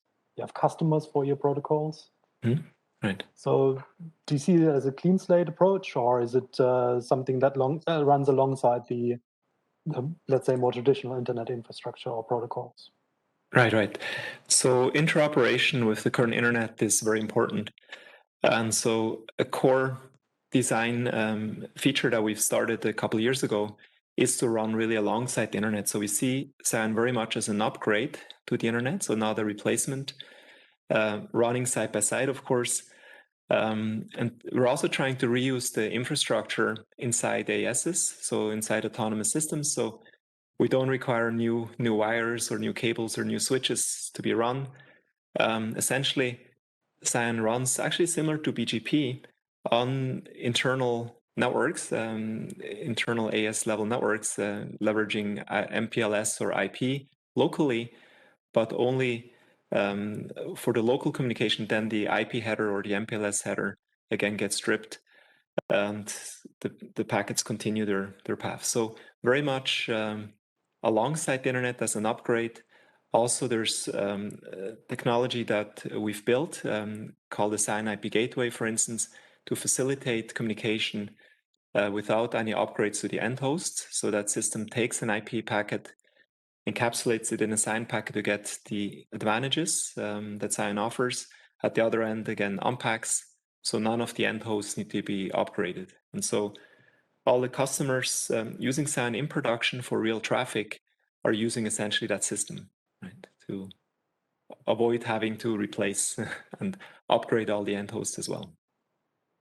Mm-hmm. So thanks, Adrian. I think if we are now looking a little bit more at what are the current challenges that we are facing and working with. So Tannenbaum had this very long list of disruptive possibilities this morning in the keynote. And of course, we're seeing new uses of the internet emerging all the time.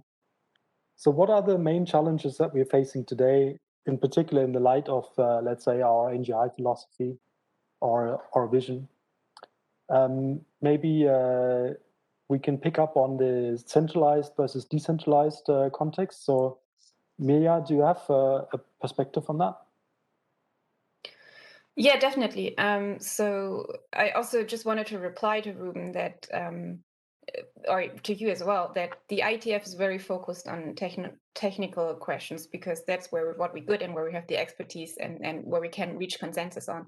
But we are, of course, aware of impacts, and we do realize that these things are more and more important and we need to consider them. It's just like much harder to get consensus and to figure out, what will happen. And centralization is definitely one of the topics where we have a lot of discussions, especially in the Internet Architecture Board, because we see that there's a trend.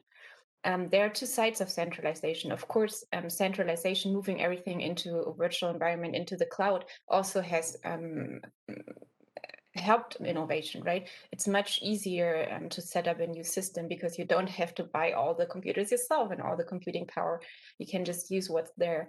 But we also see that centralization on different layers of the stack can be a problem. Because it creates this monopolies. I don't think we can, as Ruben said as well, we can just solve this with technology alone. There are different factors here as well, but we at least have a discussion in the IETF where we try to figure out what we can do in protocol design to support distributed designs, to support distributed deployment, and so keep the network scalable. Yeah. Ruben, what's your opinion on this? Is it strictly what you're looking at is decentralizing everything, not just let's say data ownership, web architectures, but also moving towards the lower layers in the internet, maybe a layer 3 issue? Well, technology-wise, I'm quite happy what's happening with it, within the lower layers, really. So for I don't have major issues there. There's always room for improvement, of course.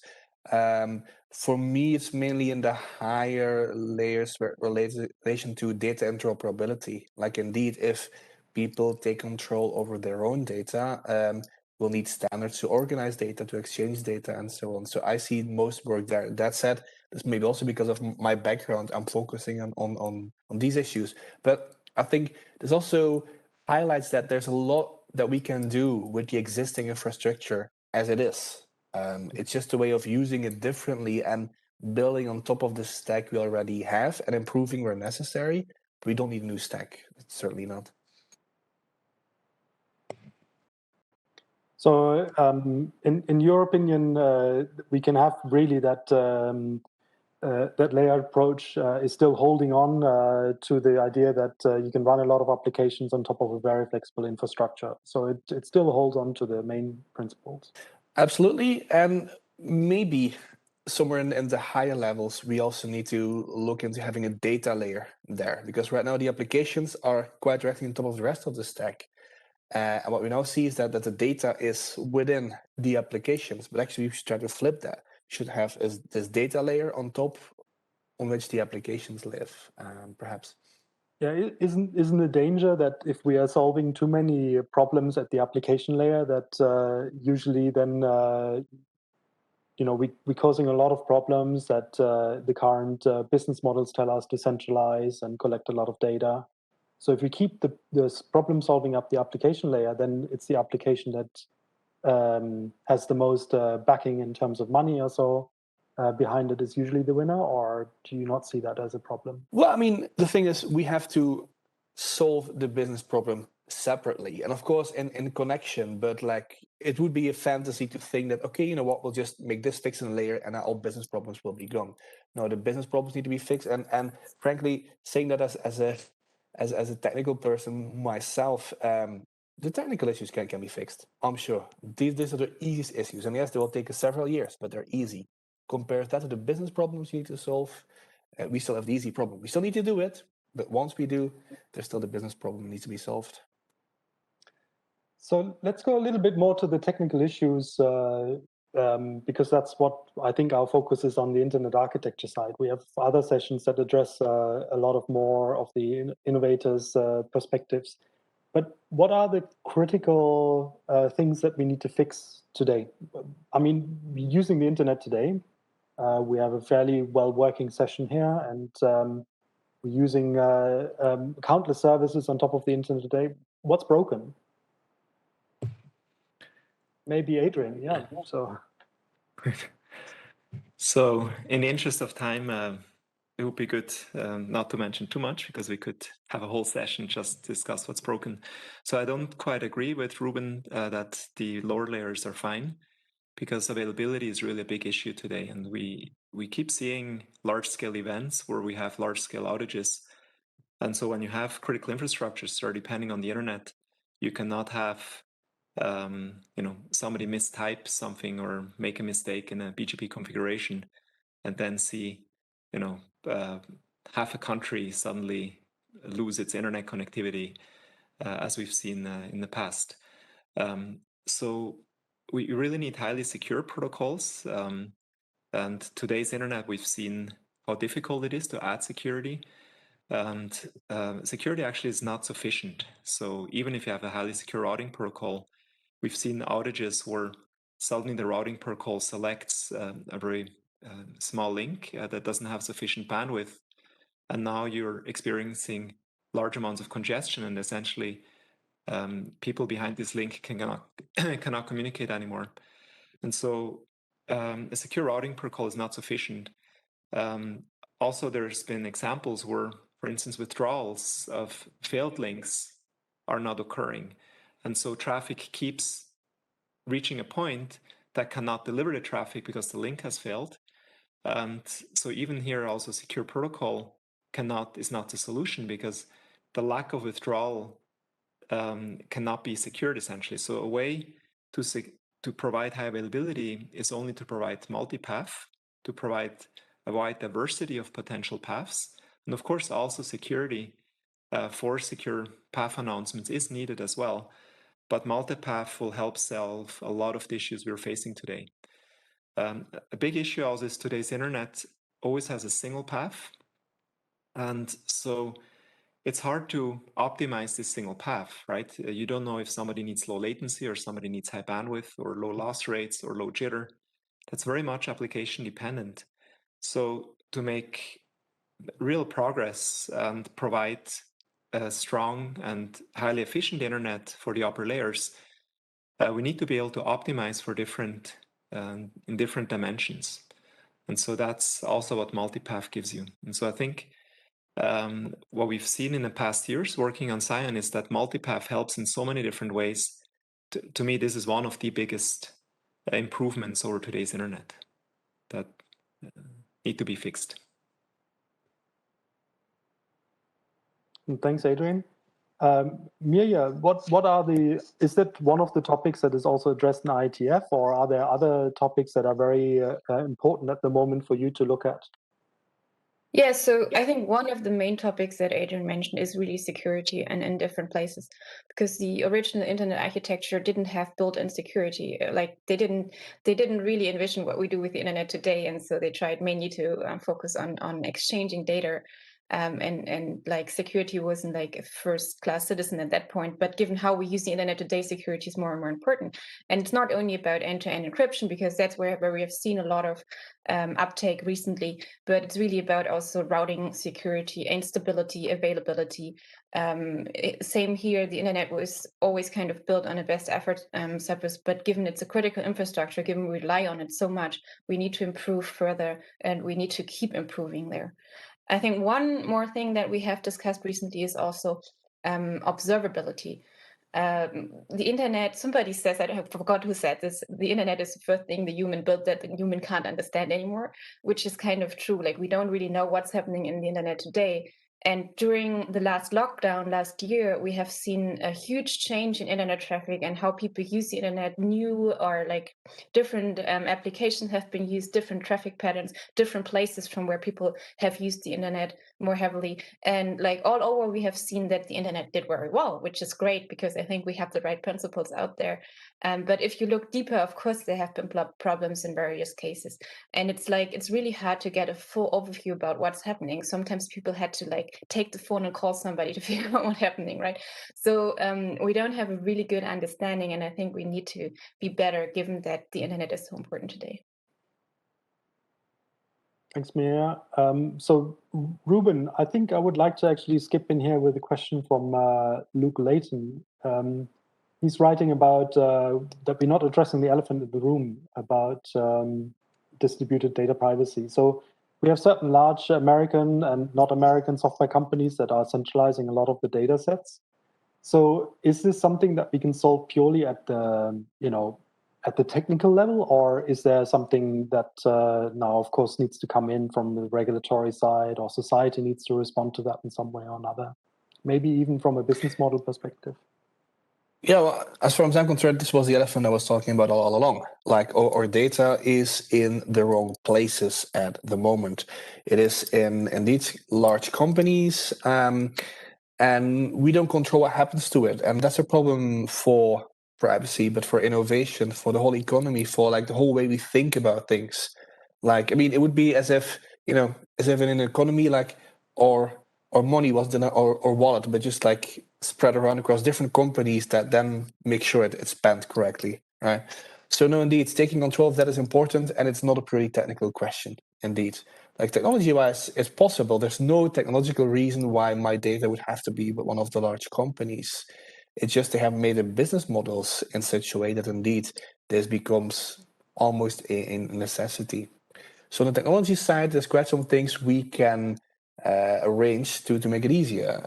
Adrian mentioned the needs scalability things and so on. I mentioned data intro problems before. So we have to deliver that on the technical side, but then it's up to the legal side, it's up to the business side, and then so on. So we should stop seeing technology in isolation and start seeing how it relates to all of the others, because we cannot solve one problem in just one of the components. They all have some interplay, and the sooner we realize that, the sooner we'll be able to change things. Miya, do you see a role for this actually coming up in the IETF, or is the mantra really we are staying focused on the technology because that's what we're good at? Yes and no. I mean, yes, we're discussing that, and we came to kind of this conclusion that like there's certain things we cannot impact. But part of the discussion is also that we have been very focused on securing the communication technology, securing the path, encrypting the data when it's transmitted. And I think we have to go one step further and also think about what happens to the data when it is received at the end. Like, who do we share the data with and what happens with the data? And that's much harder to control. And I don't have a good technical solution to it, but it's definitely something we should consider in the design. Because we can design protocols to not only expose as little information as possible, but also to not send out more information to anybody than needed. And that's something we can look at. Okay. Maybe we'll pick up one more question from the audience that is coming up, which is there has been a question about novel ideas like information-centric networking and content-centric networking. Is this being picked up in the conversation, or is this still something that's mainly confined to the research context? So I assume this question is for me. We have actually research groups. So there's the IETF, the Internet Engineering Task Force, and the IRTF, the Internet Research Task Force. So we have research groups looking into that. And I think that partly answers your question. So it's more in the research space at the moment. But the idea about these research groups is also to interact with the IETF and to exchange ideas. And sometimes we also see that stuff that started in the IRTF moves into the IETF at some point. But currently, the focus is on research, I think, still, yeah. So how easy is it actually to join the research side of the organization? Is it that you need to have a bigger organization behind you to fund you and help you, or is it just that you open up a request and? So I would say it's very easy to join both the IETF and the IRTF. We don't have a membership, so everybody can just like subscribe to any mailing list, contribute to the current protocol design. Just like if you actually want to start a new working group, the processes are slightly different in the IETF than in the IRTF. And in the IRTF, it's actually even easier. The idea is really to bring in new research. And if you can show that there's a community who wants to work with you on that research, then we also want to provide a place for you to do the research. Okay. Thank you, Miya. So I think we need to move on a little bit, and there was one more topic that we wanted to address, which is sort of another issue that we're seeing when we're talking about the internet is that ICT technologies overall, and in particular also the internet, is now consuming quite large amounts of energy. And of course, there's been a call more and more towards green solutions, efficient solutions. And I think Adrian Sion is working actually on some very interesting aspects there. Right. So the multipath system I mentioned not only helps you to optimize for, say, low latency or high bandwidth, but it also allows you to optimize for carbon footprint. So you can add carbon information or CO2 information to the paths. And so when the end host does the path selection, one can select and look at the latency of the path, but then also optimize with respect to CO2 and select paths where, for instance, more green energy is used by the respective ISPs, or perhaps even more energy, solar energy is currently in use. So we call this, for instance, sun routing, because when the sun is shining, there is more solar energy. So you could route through areas that make use of this solar energy.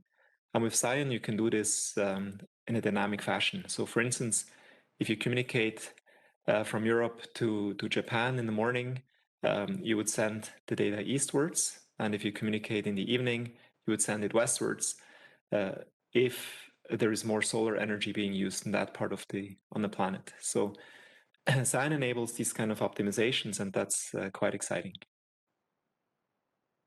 Do you have any idea of how promising this technology is in terms of energy savings, or have you done some work on this already? Right. So this afternoon at 2, I'm going to briefly present some of these results. But essentially, there's 3 levels. The first level is, which is quite surprising, that high security internet architecture uses even less energy than today's internet. There's a number of reasons for that.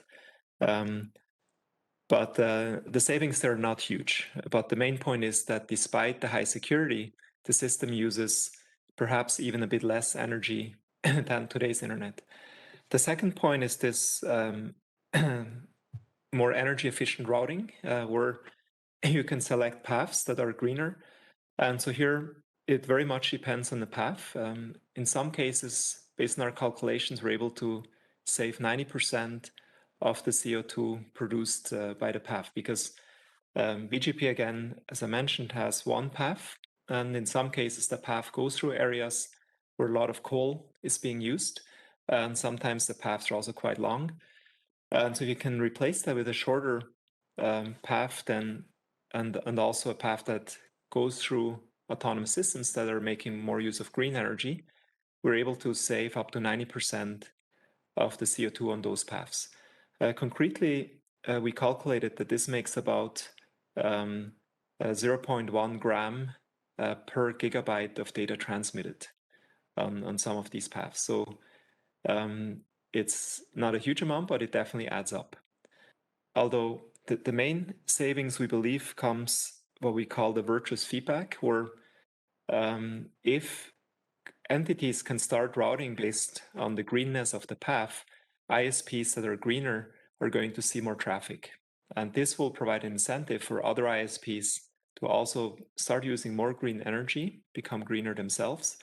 And for that, we believe that then the actual savings could be truly tremendous. So we calculated up to 20 megatons of CO2 per year that could be saved in the short term.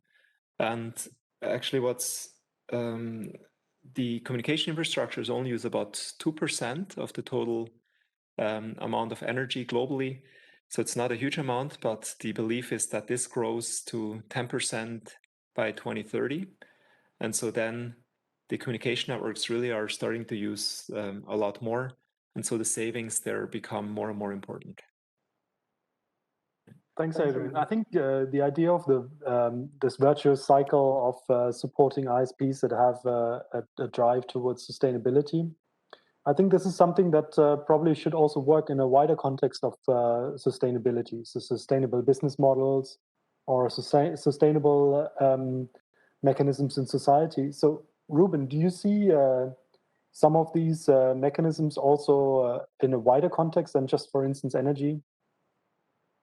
Yeah, well, I mean, the key principle uniting all of these is sustainability to me. Like, it's really about sustainable architecture. So sustainable in terms of energy, but also sustainable in terms of business and legal practices. Like, it's very clear that the strategy that we've seen the past decade is not a sustainable one. It's like a scorched earth tactic where just everybody tries to get what they can, and problems will be passed on to the next generation. Well, we're here now. It's been a decade, and we see some of the tremendous damages that it has done.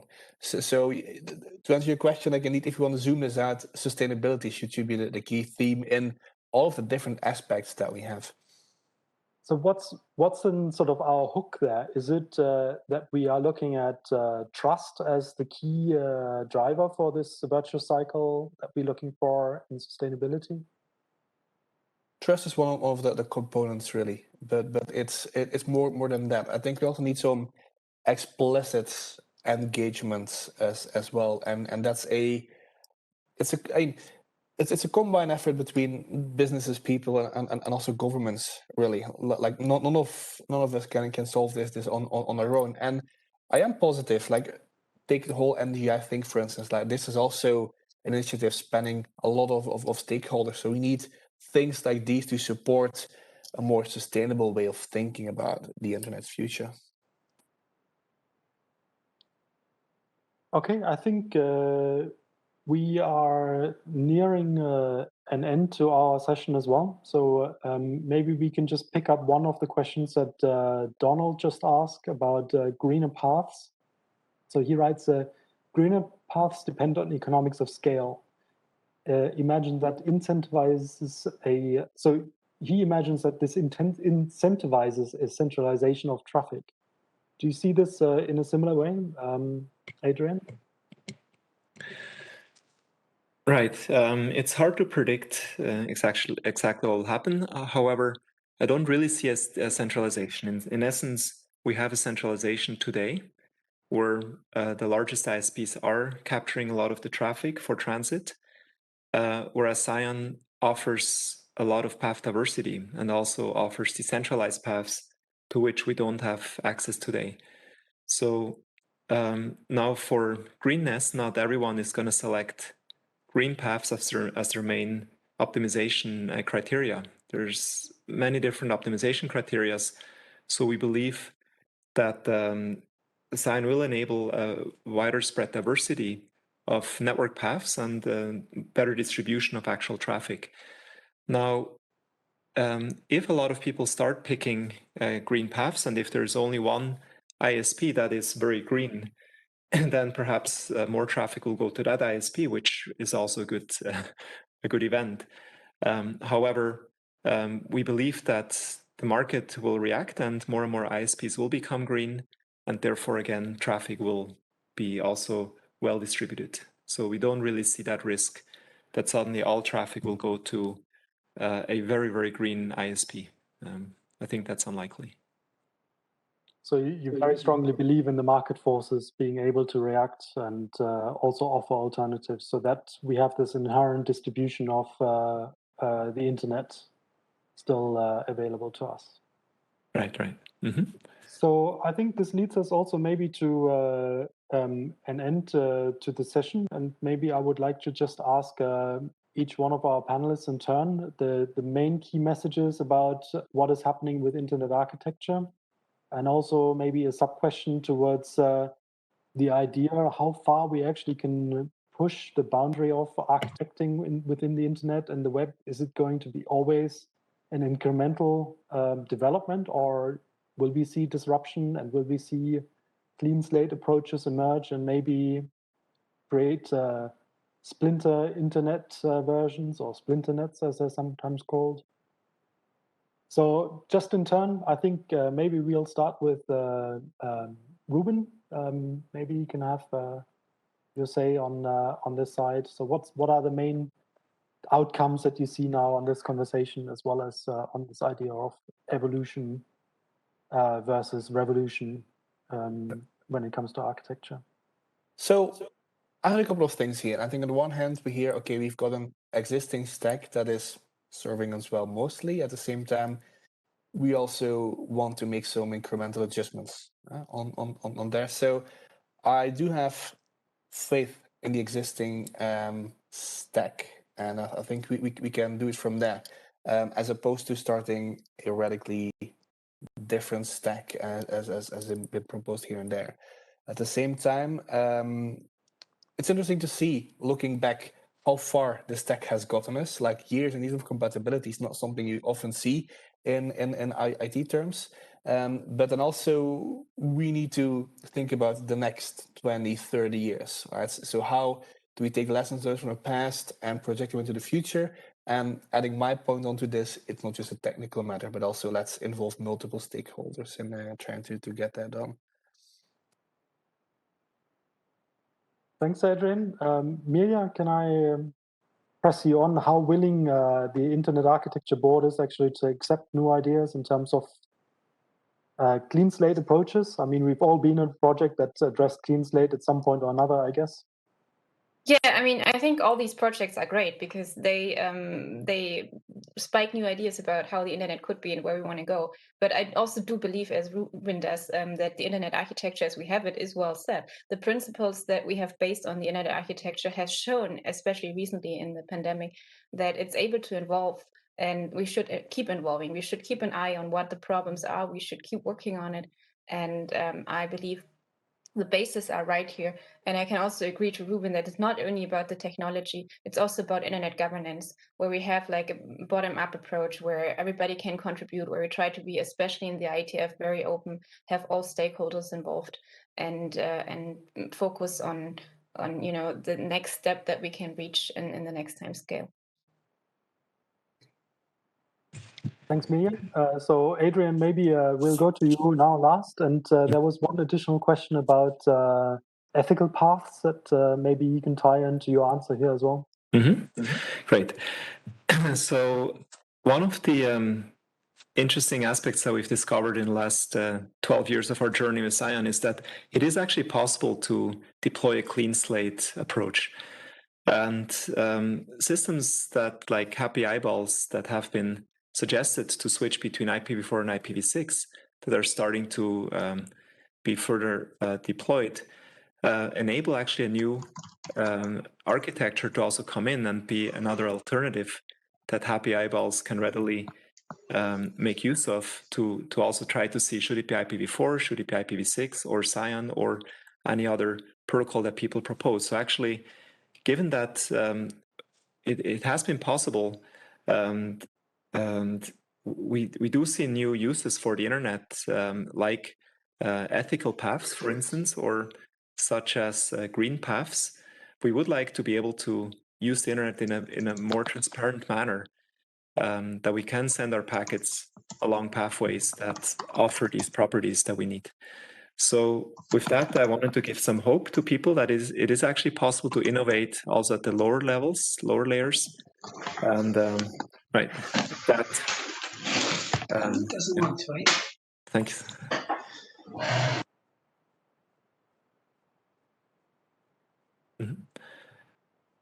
Yeah, there was some background noise. I'm not sure if it was also on the channel, but yeah, hope gave some right. Thank you, Adrian. I think we caught the last bit, and I think there was no disturbance on the channel. It was just in the back here.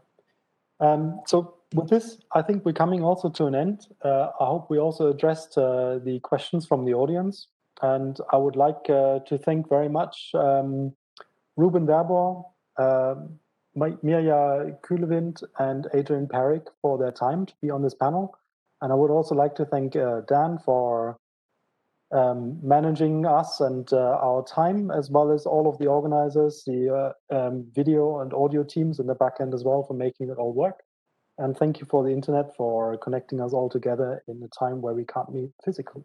And thank you, Mirko, for being so punctual, perfectly on time, the dream of every master of ceremony.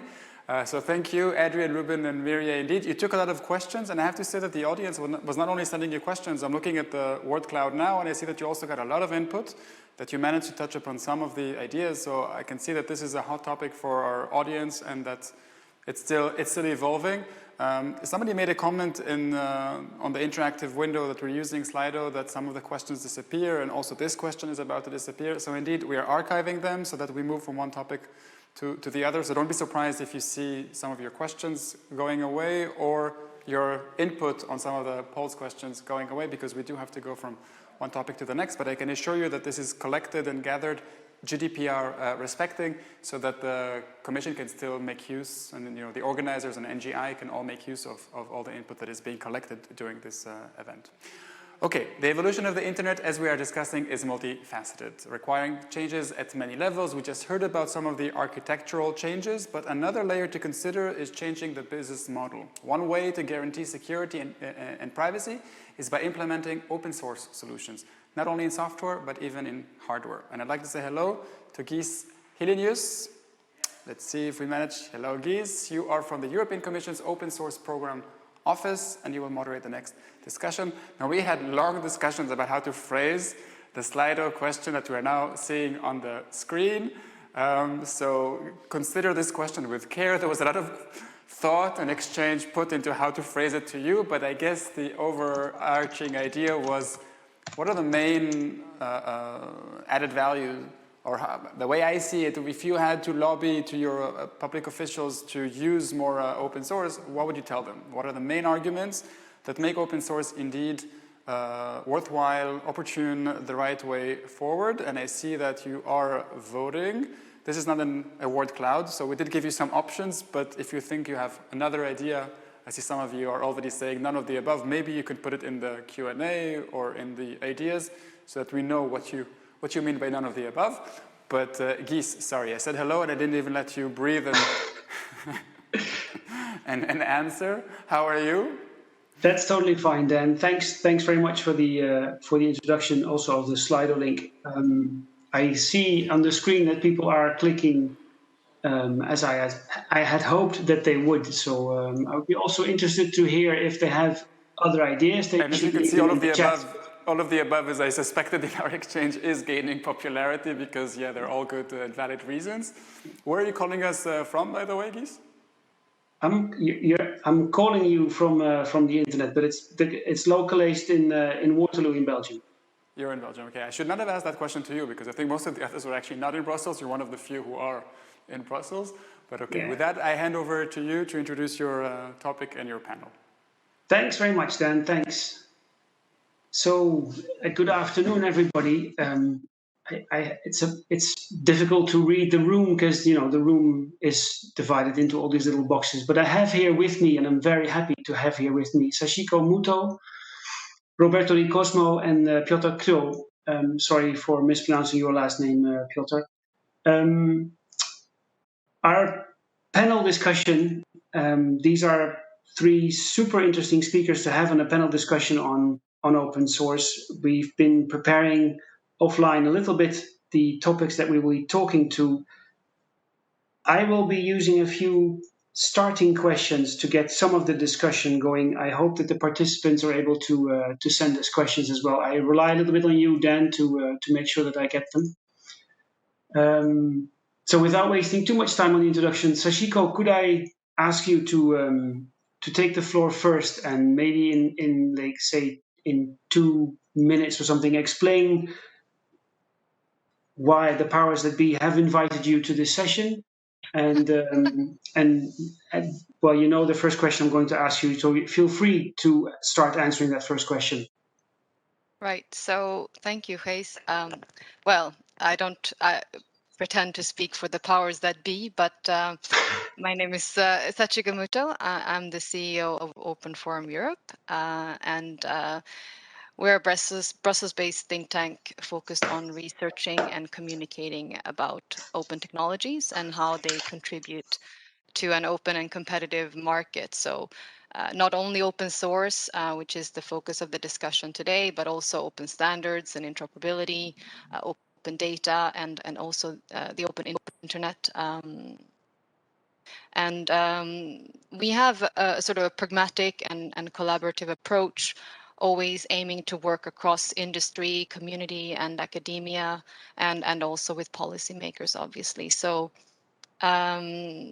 together with Fraunhofer ISI, we've been working for more than a year now on this major study for the European Commission on the impact of open source software and open source hardware on the European economy. And I to your question there, I'm assuming that this is why I have been invited to speak here today. And I'm, of course, happy to have the opportunity to discuss some of the findings of that study here in this panel. So that study, which I think is going to be a crucial, important work that we should all be reading once it comes out. Can you tell us a little bit about when do you expect it to be published? Where can we buy it?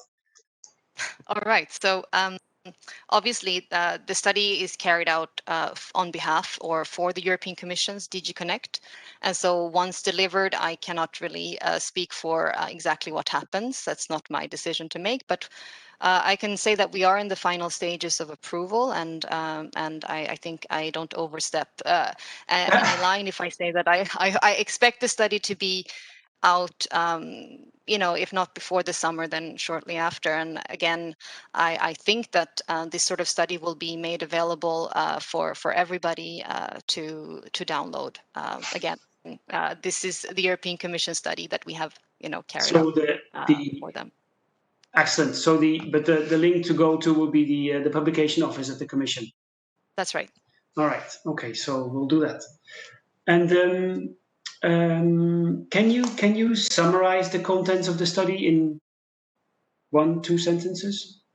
Right. So you have seen a preview of this. I'm sure, Gijs, you know that it's a study of close to 400 pages, and indeed, it's a pretty difficult task you're put here. But I think the first task is really to measure the impact of open source software and open source hardware on the European economy. And again, this economic impact part was led by Knut Blind at Fraunhofer ISI. And in just a few sentences, I could say that what we found was that when it comes to open source software, the number of individual contributors and the availability of a global pool of open source code already contributes significantly to the European economy. And the number we're talking about is more than 63 billion euros annually. And for us, I guess, more importantly, it also shows that there is further potential. So meaning that if we can increase the number of open source contributors and their lines of code, we can grow the European economy quite significantly, and also have a positive effect on the number of new startups, etc. And so, OFE has been specifically looking at some of the policy recommendations that come out of this, because obviously showing that if we can further encourage open source development in Europe, we can have a positive effect, further effect on the European economy. And if you were to translate this, well, I mean, you're already giving the right keywords there, but what would it directly mean for European economic policymakers? Yeah, so I'm not an economist, but this definitely provides a case for the European Commission to act. And I think, again, we have, because of this further potential that we're talking about.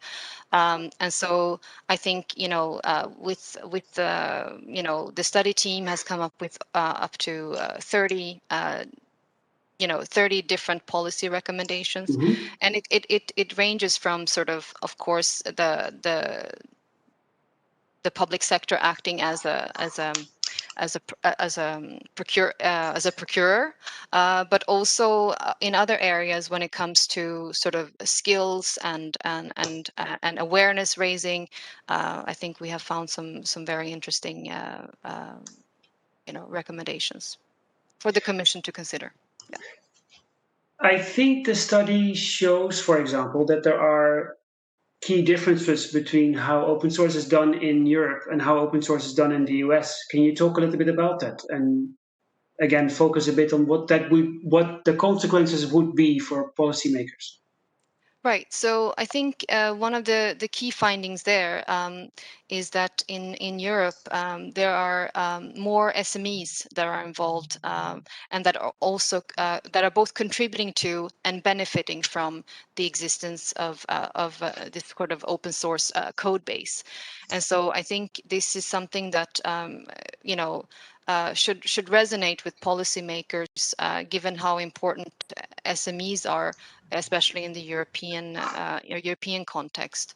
And so there is an interesting finding there where, one of the recommendations is that that obviously the European Commission could earmark some funding into for open source, and that this would then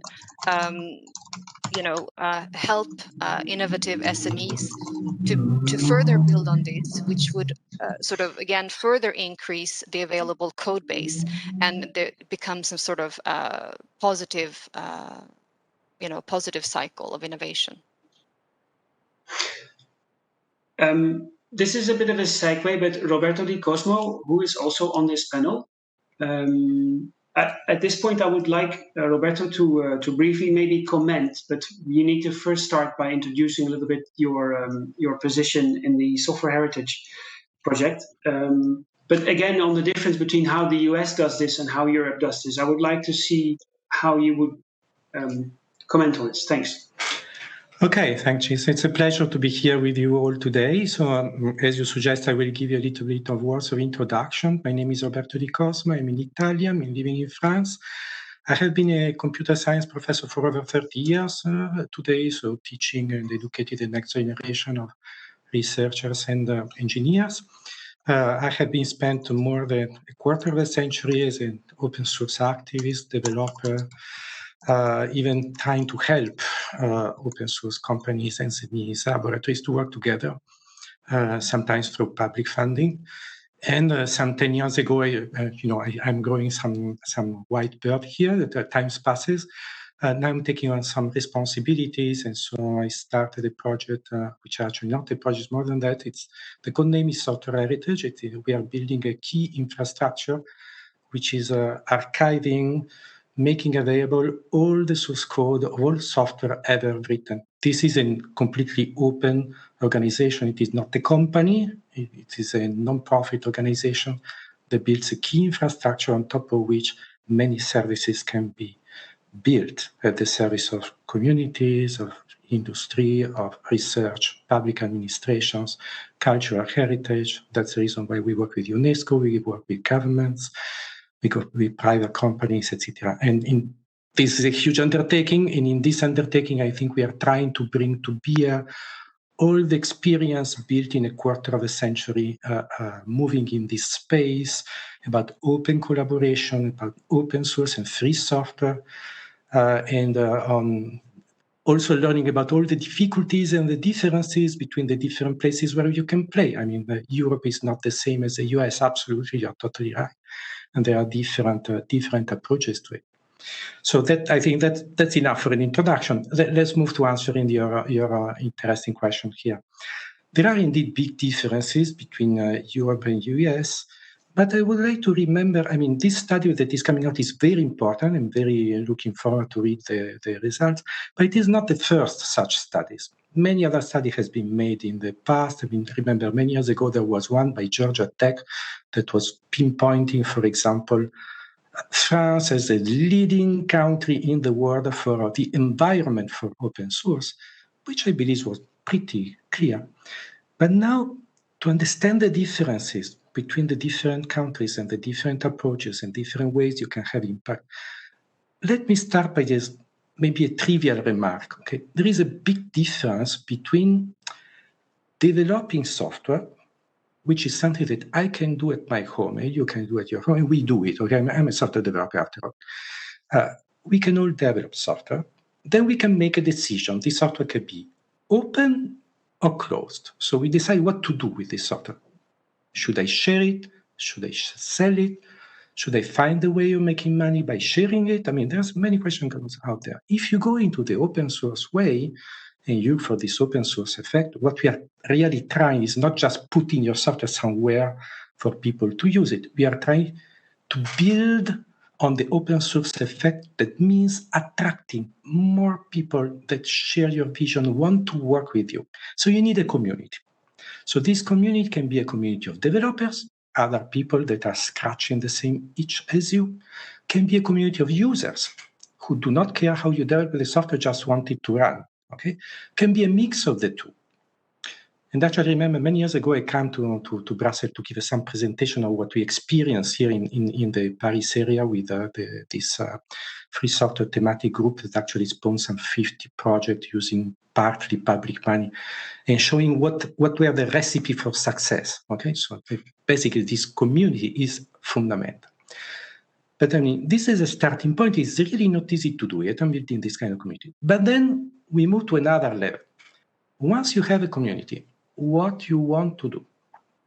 Are you going to grow it? Are you just happy to cover your basic costs? I mean, a couple of engineers, a little server on one side. Or do you want to go the extra mile and go up and create a larger organization that actually caters for this software and for all the users in a more structured way, in a more long-lasting way, in a more sustainable way? And here is where I believe there is a difference between what we typically do in Europe and what you can see in the US. I mean, there is one course of open source developers, which is also known as a tragedy of the common, but I also have another term for it, that is the hero model, okay? I'm developing key technology. I'm very happy. I'm putting all my free time in developing this because it is going to change the world. It is fantastic. I do not care about who pays my salary at the end of the day. I will do it on my spare time. I'm a hero, okay? You remember the OpenSSL disaster, I mean, where you find that all of the interest is relying on a little tiny bit which is maintained on spare time by a developer that nobody knows he is working on this. And then finally there is a big bug, and once there is a bug that endangers the internet, everybody notices and they say, hey, we need to do something, but this something is basically charity. Okay, you go here and say, hey, here are a couple of dimes out of my pocket, and please keep doing what you are doing. This is not a sustainable model, right? So we really need to get out of this hero model.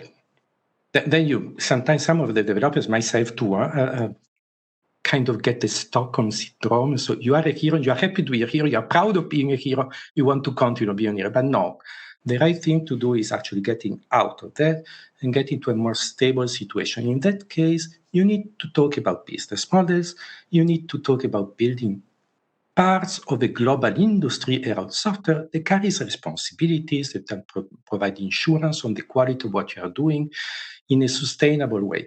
And I have to say that here I see a big difference, which is typical. So in Europe, we are very strong in building SMEs, in having great ideas, great capacity of innovation, but then what is lacking is the capacity of going from this initial spark, this initial great idea, to the extra step, which is building a larger organization that will have much, much more people than just the initial technology developers that had the key idea.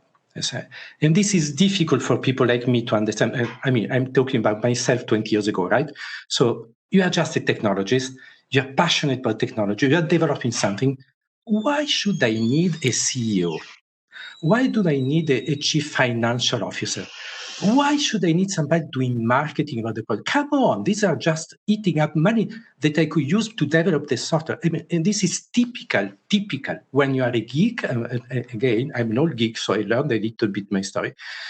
You forget that there is much more on the table than just the technology. You need to think about the people, you need to think about the business model, you need to think how to carry your message to other people. And here, I think, is where a lot is lacking in Europe, but where we can do many things. For example, if I can look back to what we are, I mean, this global event is in NGI, right? I was so happy when I saw this NGI initiative coming in, because for the first time in many times, I saw European money be used in such a way to reach innovators. I mean, these geeks that do not care about a financial officer, filling forms or report, etc., because this is the talent pool we have in Europe that we need to nurture. Okay, you need these talents. You need to reach out to them. You need to connect with them.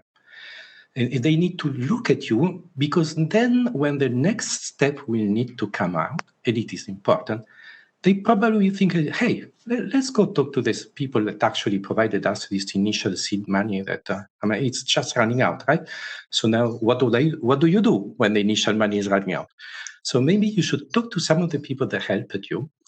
And so this is very, very good. Please continue. This NGI Cascading Fund is fantastic. But then also think about this next level. It is not enough to just have a small initiative with great ideas.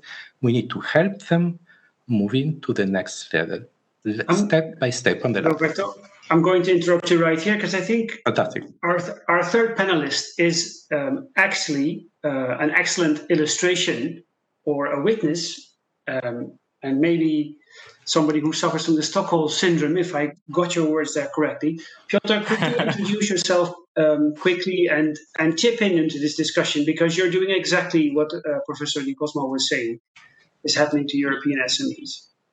Yes, my name is Piotr Król. I'm founder of 3M Dep Embedded System Consulting and LPM Plant company in Poland. Both firms are in Gdańsk. So I founded the business in 2015 after 7 years of being an Intel employee. So I decided to go my way. And we're growing around 30% annually. Right now we are around 30%, but we have our ups and downs because of the COVID. And in terms of environment in which we operate, there are a couple other SMEs like 9 Elements from Germany, Eltan from Holland, and SemiHalf also from Poland. Those are open source firmware companies which kind of competing with bigger players from US and Asia. We typically work for smaller hardware vendors in Europe and Americas. But in recent 3 years, we see huge interest in open source firmware, hyperscalers, cloud providers, and people needing transparency in critical systems enter the market and need our service. But we still have to kind of operate in the environment where there are some failures, there are some problems in firmware, there are some attacks. And because of that, there is this big pressure to defend that, to help keep the integrity of the firmware and the transparency of the firmware. So that's something that we're doing. And in case of comparing to what Sakiko and Roberto said, I really I'm glad to hear that what you're saying, because it's exactly what happened. There is big difference in the mindset between US and Europe. I think one of the problems we have right now is that a lot of European talent pool is outsourced or is hired by major players in US. And in this kind of environment, so we have all these companies which, to be honest, building the value for huge hyperscalers which are offshore for us. If we're talking about developing versus building, this is great comment from Roberto, because this is exactly problem this company like my facing, and I believe my friends from Germany and Holland and from Poland also have the same problems, because first of all, you are let's say you said nerd or hacker in old meaning of this word, but then you see the success and you want to build something bigger that have bigger impact. But of course you struggle because you don't have managerial education, you don't have MBA, so you don't exactly know how to do this marketing stuff, how to do this sales stuff, not saying about the legal. So in this ecosystem, it is hard job for engineers to move forward. But you said that this hero model, we have to go away from this hero model. I think hero model is important for juniors because they can shine without, they can just invest their own time to shine in the environment that gives ability to show their skills in coding, in developing. And in that way, of course, other companies can pick up these people and even prove that their skills are there without risking investing in these people. So hero model is important, but we getting mature, we getting mortgage, we getting kids and our own life. And then, of course, we need some stable, reasonable, sustainable, growing environment. And definitely, I agree, this is something we're lacking in Europe. And we need, we have people but we need to make these people to do impact and to make Europe to leverage these people to make impact on the technology, because right now it's a rather different situation. So Piotr, you see we typically work for corporations. You see the same patterns. Can you talk a little bit? Is there a big difference in your view between an open source hardware manufacturer such as yourselves and open source software developers? There is difference in the model, how these companies operate. So I would not say we are exactly open source hardware company. There are companies in Europe that can claim that. We are using open source hardware to develop open source software and open source firmware, to validate that firmware, to sustain that firmware for a long time. And I believe the big difference between models of open source software and open source hardware are that hardware relies on logistics. And of course, we have this supply chain problem with our Asian vendors. And we struggle with logistics of keeping this moving forward whenever there is some supply chain problem.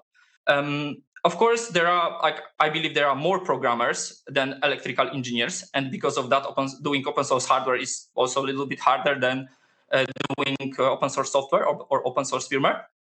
And typically, so in terms of similarity, the open source hardware model relies on making some high quality, publicly available design, which then other companies pick up. And more companies pick up this model, better for the designers, maintainers of this open source hardware, because then they can contract for building reference hardware, because some companies don't care about building their own. They just want to buy from the best person in this system. They can sell customization services. They can take contracts for maintaining this open source hardware project. There are various ways in open source hardware how companies can earn money. In open source software or open source firmware, it's similar, but typically it relies on either creation of open source framework based on which we grow user pool, and then based on that people build applications, and based on that we can sell all the things that I mentioned for the hardware. Or there is existing framework which we master, and then we can provide services based on that. This is typically related with some badges, some recognition. For example, 3M is a corporate licensed service provider, which means that for some time we contributed to the project and we were recognized because of that, as well as Yocto participants. So this is like embedded Linux realm of this record in embedded Linux. That way, when those companies are listed and they have these badges, this recognition, there is some external proof to the customers that it is worth to hire that company for this given area of problems or code development. Okay, super. Thanks, Piotr. To go back to the super high level that the study will paint for us, Sachiko, I think that you and your colleagues have interviewed or spoken with or surveyed close to 900 companies. And I think a large part of those are in the open source hardware space. Can you give us your view, or can you give us the view of the study on open hardware?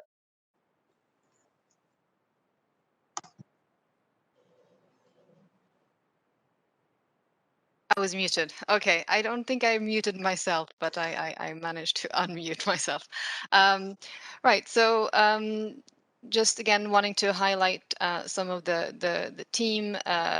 The open source hardware part of the study was led by Andrew Katz, an expert in that area, and obviously the available data and also sort of development in general of the technology did not allow for this sort of economic impact analysis which we have carried out for the open source software part, but was more a qualitative approach that was used there.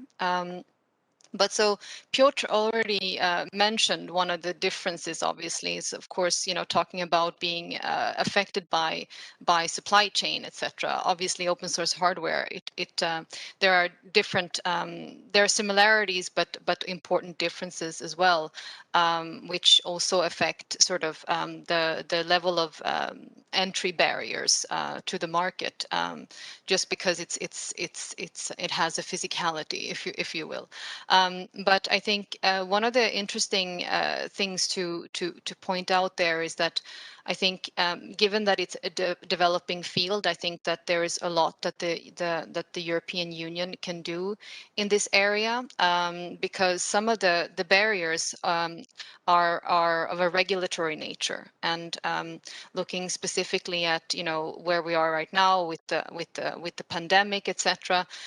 There was a lot of focus on the role that open source hardware can play in order to deal with these situations, of a crisis, for example, developing sort of these health devices or medical devices, for example. And so there, I think one of the things that Andrew Katz has emphasized is the need to look at the liability regime, which is obviously important when you look at sort of this open innovation, where you have the innovative power of contributors, and you have to sort of balance the need to protect consumers from faulty devices, etc. At the same time, you need to not stymie innovation and individual contributors by sort of making sure that they are not liable for or that there is a protection for the individual developer when it comes to the use of the final physical product that's on the market and it's in use. So there, Okay. what I'm just saying is that there's an opportunity for Europe to get that right in order to sort of benefit from the innovation of open source hardware, which is still sort of in its infancy, if you will. Yeah. So that brings me back to Roberto. I think hearing this, it makes me wonder: should there be a European financial instrument that focuses on open source software and hardware? Can you give us your view, please? Well, okay, that's a complex question, okay? Because if I look back at my experience back as a reviewer of European projects, participating in funding instruments in the French area, etc. On one side, I would say yes, we would like to have such an instrument, but remember that Europe is very big. So the amount of money that the Commission can put on the table is not as big as what you could dream of, for example, in the United States. It's not an Apollo program. Okay? I would love to see an Apollo program. I just don't believe it in it. Okay? So it's a reasonably small amount of money. The big question is, what would you do with that money there? Okay, what is a smart thing to actually do with a certain amount of money? But before going into the money, let me offer something which is actually cheaper, because you do not even need to put money on the table, which is reviewing the procurement regulations when you buy. Because again, let me get out of the charity business. So I do not want us, as open source developer, to get money out of charity once. In one shot, you get some money, and then what do you do? What I want is a sustainable ecosystem with a sustainable business models. And there, what I would really, really like to see happening at the European Commission level, but also the different governments level, a more responsible way of doing procurement. So imagine that in the procurement, you could write something like this. The solution we are looking for is based on this and that open standard. Source code of the solution that we are acquiring must be provided. No, I'm not implying open source. It must be provided. I'm a public power. I have responsibility, accountability in front of my citizens, and I want to control the source I'm paying for because I need to maintain it over time. And then you could also add in the procurement something like saying, hey, the provider of the solution, in case we find a critical bug which is related to absence to, missing support for given standards, a standard which is badly implemented, etc., you have 72 hours to fix it, or otherwise there are financial penalties coming in. Okay, this doesn't cost much, right? Actually, it doesn't cost anything. It is just changing the way you do procurement today. Well, this is what happened in France for one particular case in 2003, 2004. It was a procurement made that way by the Ministry of Finance for changing the whole infrastructure of the tax support IT system. I happen to know the details because one of my students actually was involved in doing that thing. So there was no free software open source mentioned everywhere. But guess what?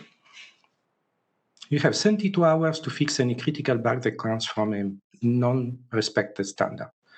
Can you really do it with a closed box solution? Not really, right? It has nothing to do with the ideological discussion about open source or closed tools. It is, I am the Minister of Finance of a major country. I have responsibility of handling, managing a system for the citizens over the long term. I want control on the source code. I want you to be responsible for the quality of implementation of open standards. And actually, access already. It was the Minister of Finance, right? So if they say you will pay a penalty, you will pay a penalty. Okay, they know where your accounts are, so you will pay for it. This opened up the market for open source in France, which was 0 in 2003, and it is 5 billion euros in 2020. Okay? So do you really need to have extra money? Maybe. But I would start easier. I would start by make sure your procurement, you as a user, you as a customer, are ready to actually look for open source solutions which are of good quality. Let me say something that maybe may sound controversial in this environment. Open source is not a guarantee of quality. Open source is definition. Open source is I have a license. If it is enough to put an open source license on any lousy piece of software and make it a good software, hey, that would be fantastic. It is not just that, right? It is the standard, the operation, the quality, sustainability, everything there. So let's start by making procurement work the way it should work. So the money is already there, much more than the money that you could put in a fund at European level. The money is already there.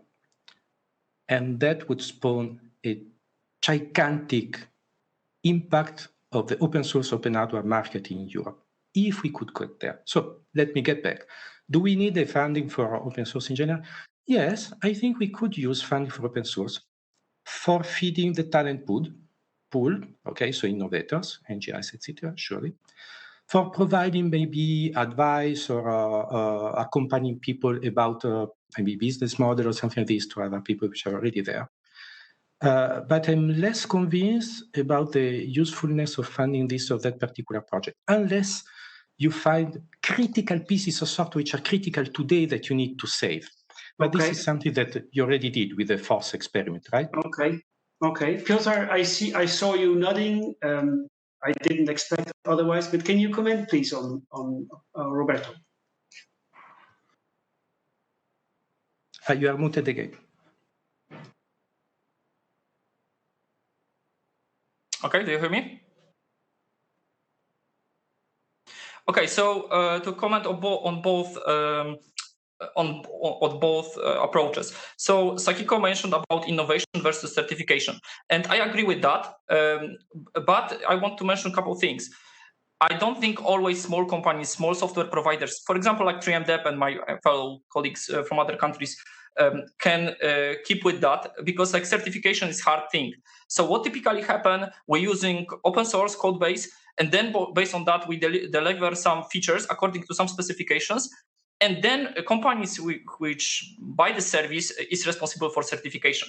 We did that for surgical robots, we did that for trains, and it works to some extent. Of course, we would like to make it more, make more of these projects, and that's something that going forward. I believe those companies which did certification understand the way of doing that, understand the process behind it way better than some smaller companies like we are. Of course, if we would be focused on trains or on surgical robot, this would be a different story, and this would be our responsibility.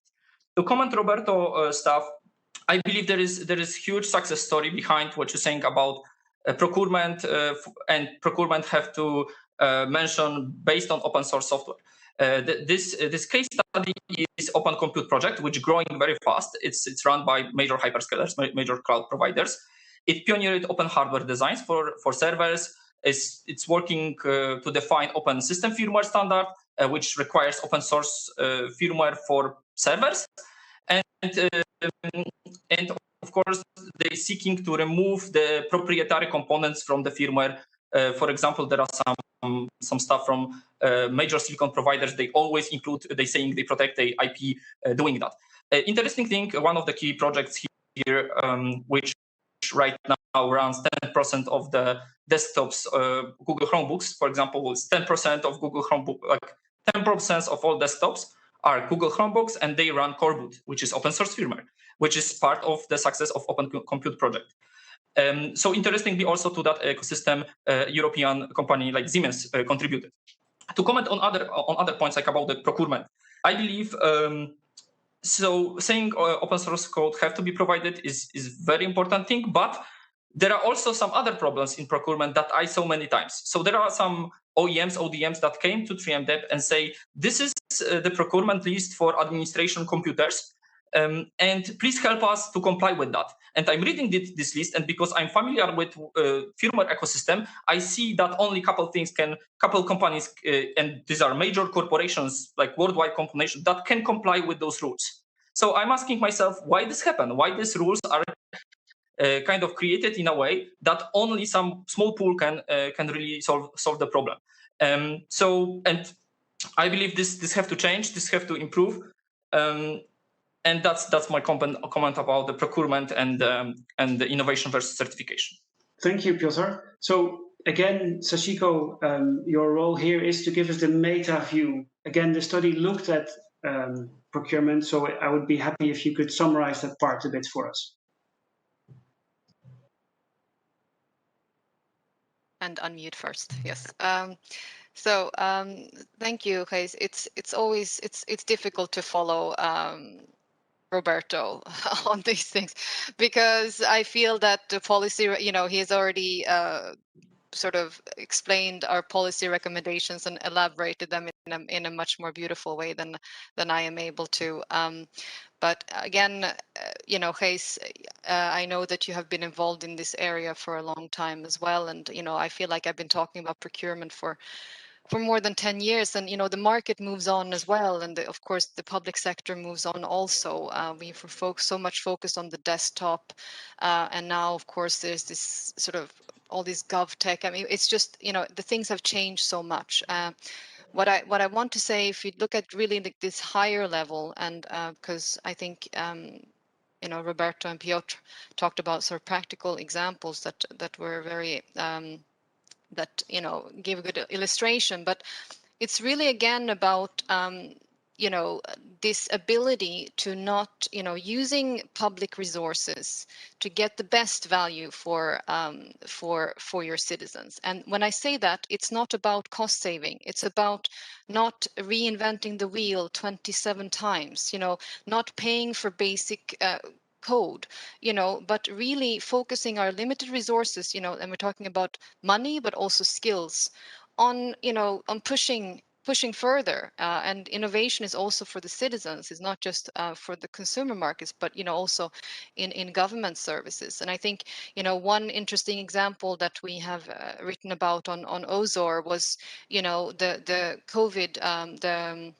one of those COVID trackers, contact trackers, and how there was a German open source COVID tracker, and when the Belgian government put this out for procurement, they had not specified that it should be open source, but one company said, we'll base it on the German existing solution. We will add the things you need on top. It will be faster, it will be cheaper, and you'll comply with your concerns around privacy and security of data. And so again, it's not about cost saving so much as it was 10 years ago when we came out of a financial crisis necessarily, but public resources are always limited and skills are limited, and we should use that through creative ways to make sure that our resources go further and that we have better services, etc., for the citizens. So that's my point on that. Thank you, Sachiko. It's nice to hear that to come back. Piotr, I asked Roberto 10 minutes ago if there was a need for a European strategic fund on open source software and hardware. Let me ask you basically the same question, but using other words. If you were the commissioner for IT in the European Commission, we don't have that one, but suppose we could create it and you would be the one, what would you do first? Okay, so I don't know if I would pursue that area because I'm very fascinated about where I am right now, but maybe in future. So I think promoting open instruction set architectures, so open ISA like Open Power or RISC-V, open source hardware and tools to create open source hardware, open source firmware like Coreboot, and open source software which relies on that like Linux and other important projects. Because promoting those and like adding sponsorship or support for education in this project can build better skill base for funding for their companies, for growing companies. Of course, this is related with this problem of losing the supply chain for benefit of the big companies which are not in Europe. But this is first step. We need the base. Then based on that, there will be some part of these people which will cause bringing new businesses, bringing innovative ideas and grow in Europe. I believe the good example of that right now is recently a new project developed by former Apple employee who was responsible for Apple M1 secure architecture. So around 10 years ago, he created opensecuritytraining.info, which is like open free trainings around low-level stuff, niche firmware stuff, which helps innovating.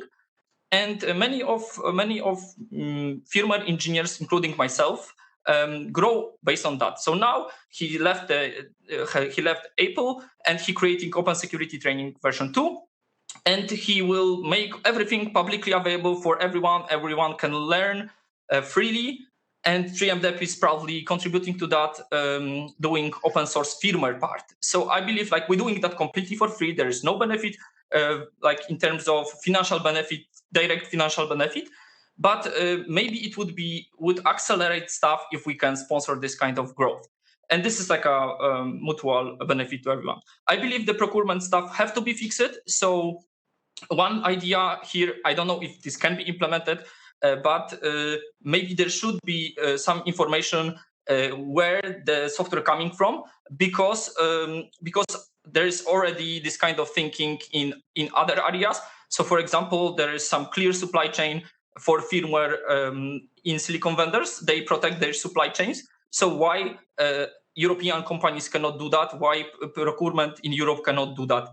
To say like, let's say, the source code have to be available and source code should come from some companies that comply with given standards. Okay. And hopefully those can be in Europe. Super. Thanks, Piotr. It sounds like we need a commissioner for hardware. Professor Roberto Di Cosmo, if we're running out of time and we're only just getting started, it's really a pity. If there was something you could say as final words in this session, and you had to focus on the group of people that are active on influencing governmental policy, people that contact people in the government working on open source, saying you should do more this, you should do more that, the advocates, the activists, what would be your recommendation? What would be the next thing that they should focus on? Well, okay, tough question in a few seconds, but let's say, I think the first step is already started. You are now part of an open source program office, right? That's a very good point. At least you need a phone number. If you want to know what the European Commission thinks about open source, what is a phone number? Let's not go back to the old Kissinger joke, okay, but not having a phone number for the European Commission, at least for open source, should have one. And the same should be the case for all the government around in Europe. And we need a network of people sharing this knowledge between them, because there is a lot to learn. Okay, even procurement, we mentioned before, is really not easy. It is not just a matter of the lowest cost, as Sachiko said. It is also making sure you are maintaining a healthy ecosystem. And sometimes I have seen in many examples, this is not what happens in public procurement. You need to take care of these kind of things. You need to establish connection with the open source community and with experts in different areas. I know that this is complicated. There are so many open source developers. How do you connect with all these communities? And each and every one of us has different points of view and different experiences, different words to carry. But at least we need a communication space. We need a space to communicate there. And then, if I may add a last word about this, is about what I'm doing now. I do not know if it is appropriate or not. You should support infrastructure and organizations that try to provide openly in a non-profit way services which are key to all software developers, to all companies here. For example, last week, the President Biden signed the executive order that points out the importance of tracking the origins of software components all down the value chain, the supply chain, because it is essential for security, for safety, for everything we do. So we need infrastructure to track these kind of things. Sashiko, can you concur? Can you agree? Is the American example from last week something we should be looking at? I think that's something that we are looking at indeed, and building on. I think building on the good work with that Digit has done with the EU FOSSA projects, etc. But I think this sort of software bill of materials is something that the EU should be looking at quite closely as well. Okay, and we are able otherwise, to you have go good there. ideas, Gijs, in your open source strategy as well. So, and I like the idea of an IT commissioner. Super. Oh, and we know who to pick. I really think we're out of time. They're going to cut our video feed any second now. But Piotr, any last words? What do you think we should do first? Yeah, so promote the architectures, the openness first. Support the companies that do that. I believe NLNet doing great job in this area, and think about how to improve the procurement processes. Those are two major things that we should do. Okay, I got that message. All right, I would like to really thank the participants to this panel, Sashiko, Roberto, and Piotr. Thanks very much for making time available. This was super interesting, and we were really just getting started on the discussion, but that's how it is. Thanks. Thank you. Bye.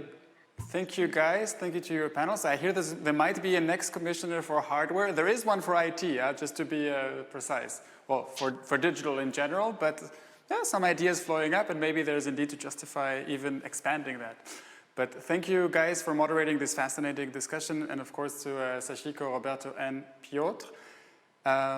This concludes the last plenary for today. Maybe we can still have a quick look at the images, though. The drawing that was, I have to say, I'm constantly amazed by the ability of our artist Maria to capture everything that is being said and to convey it into an illustration. So hopefully this will also be kept accessible so that those who missed some of the panels can still get some of the nuggets and main ideas that came up there. But yeah, so we have this.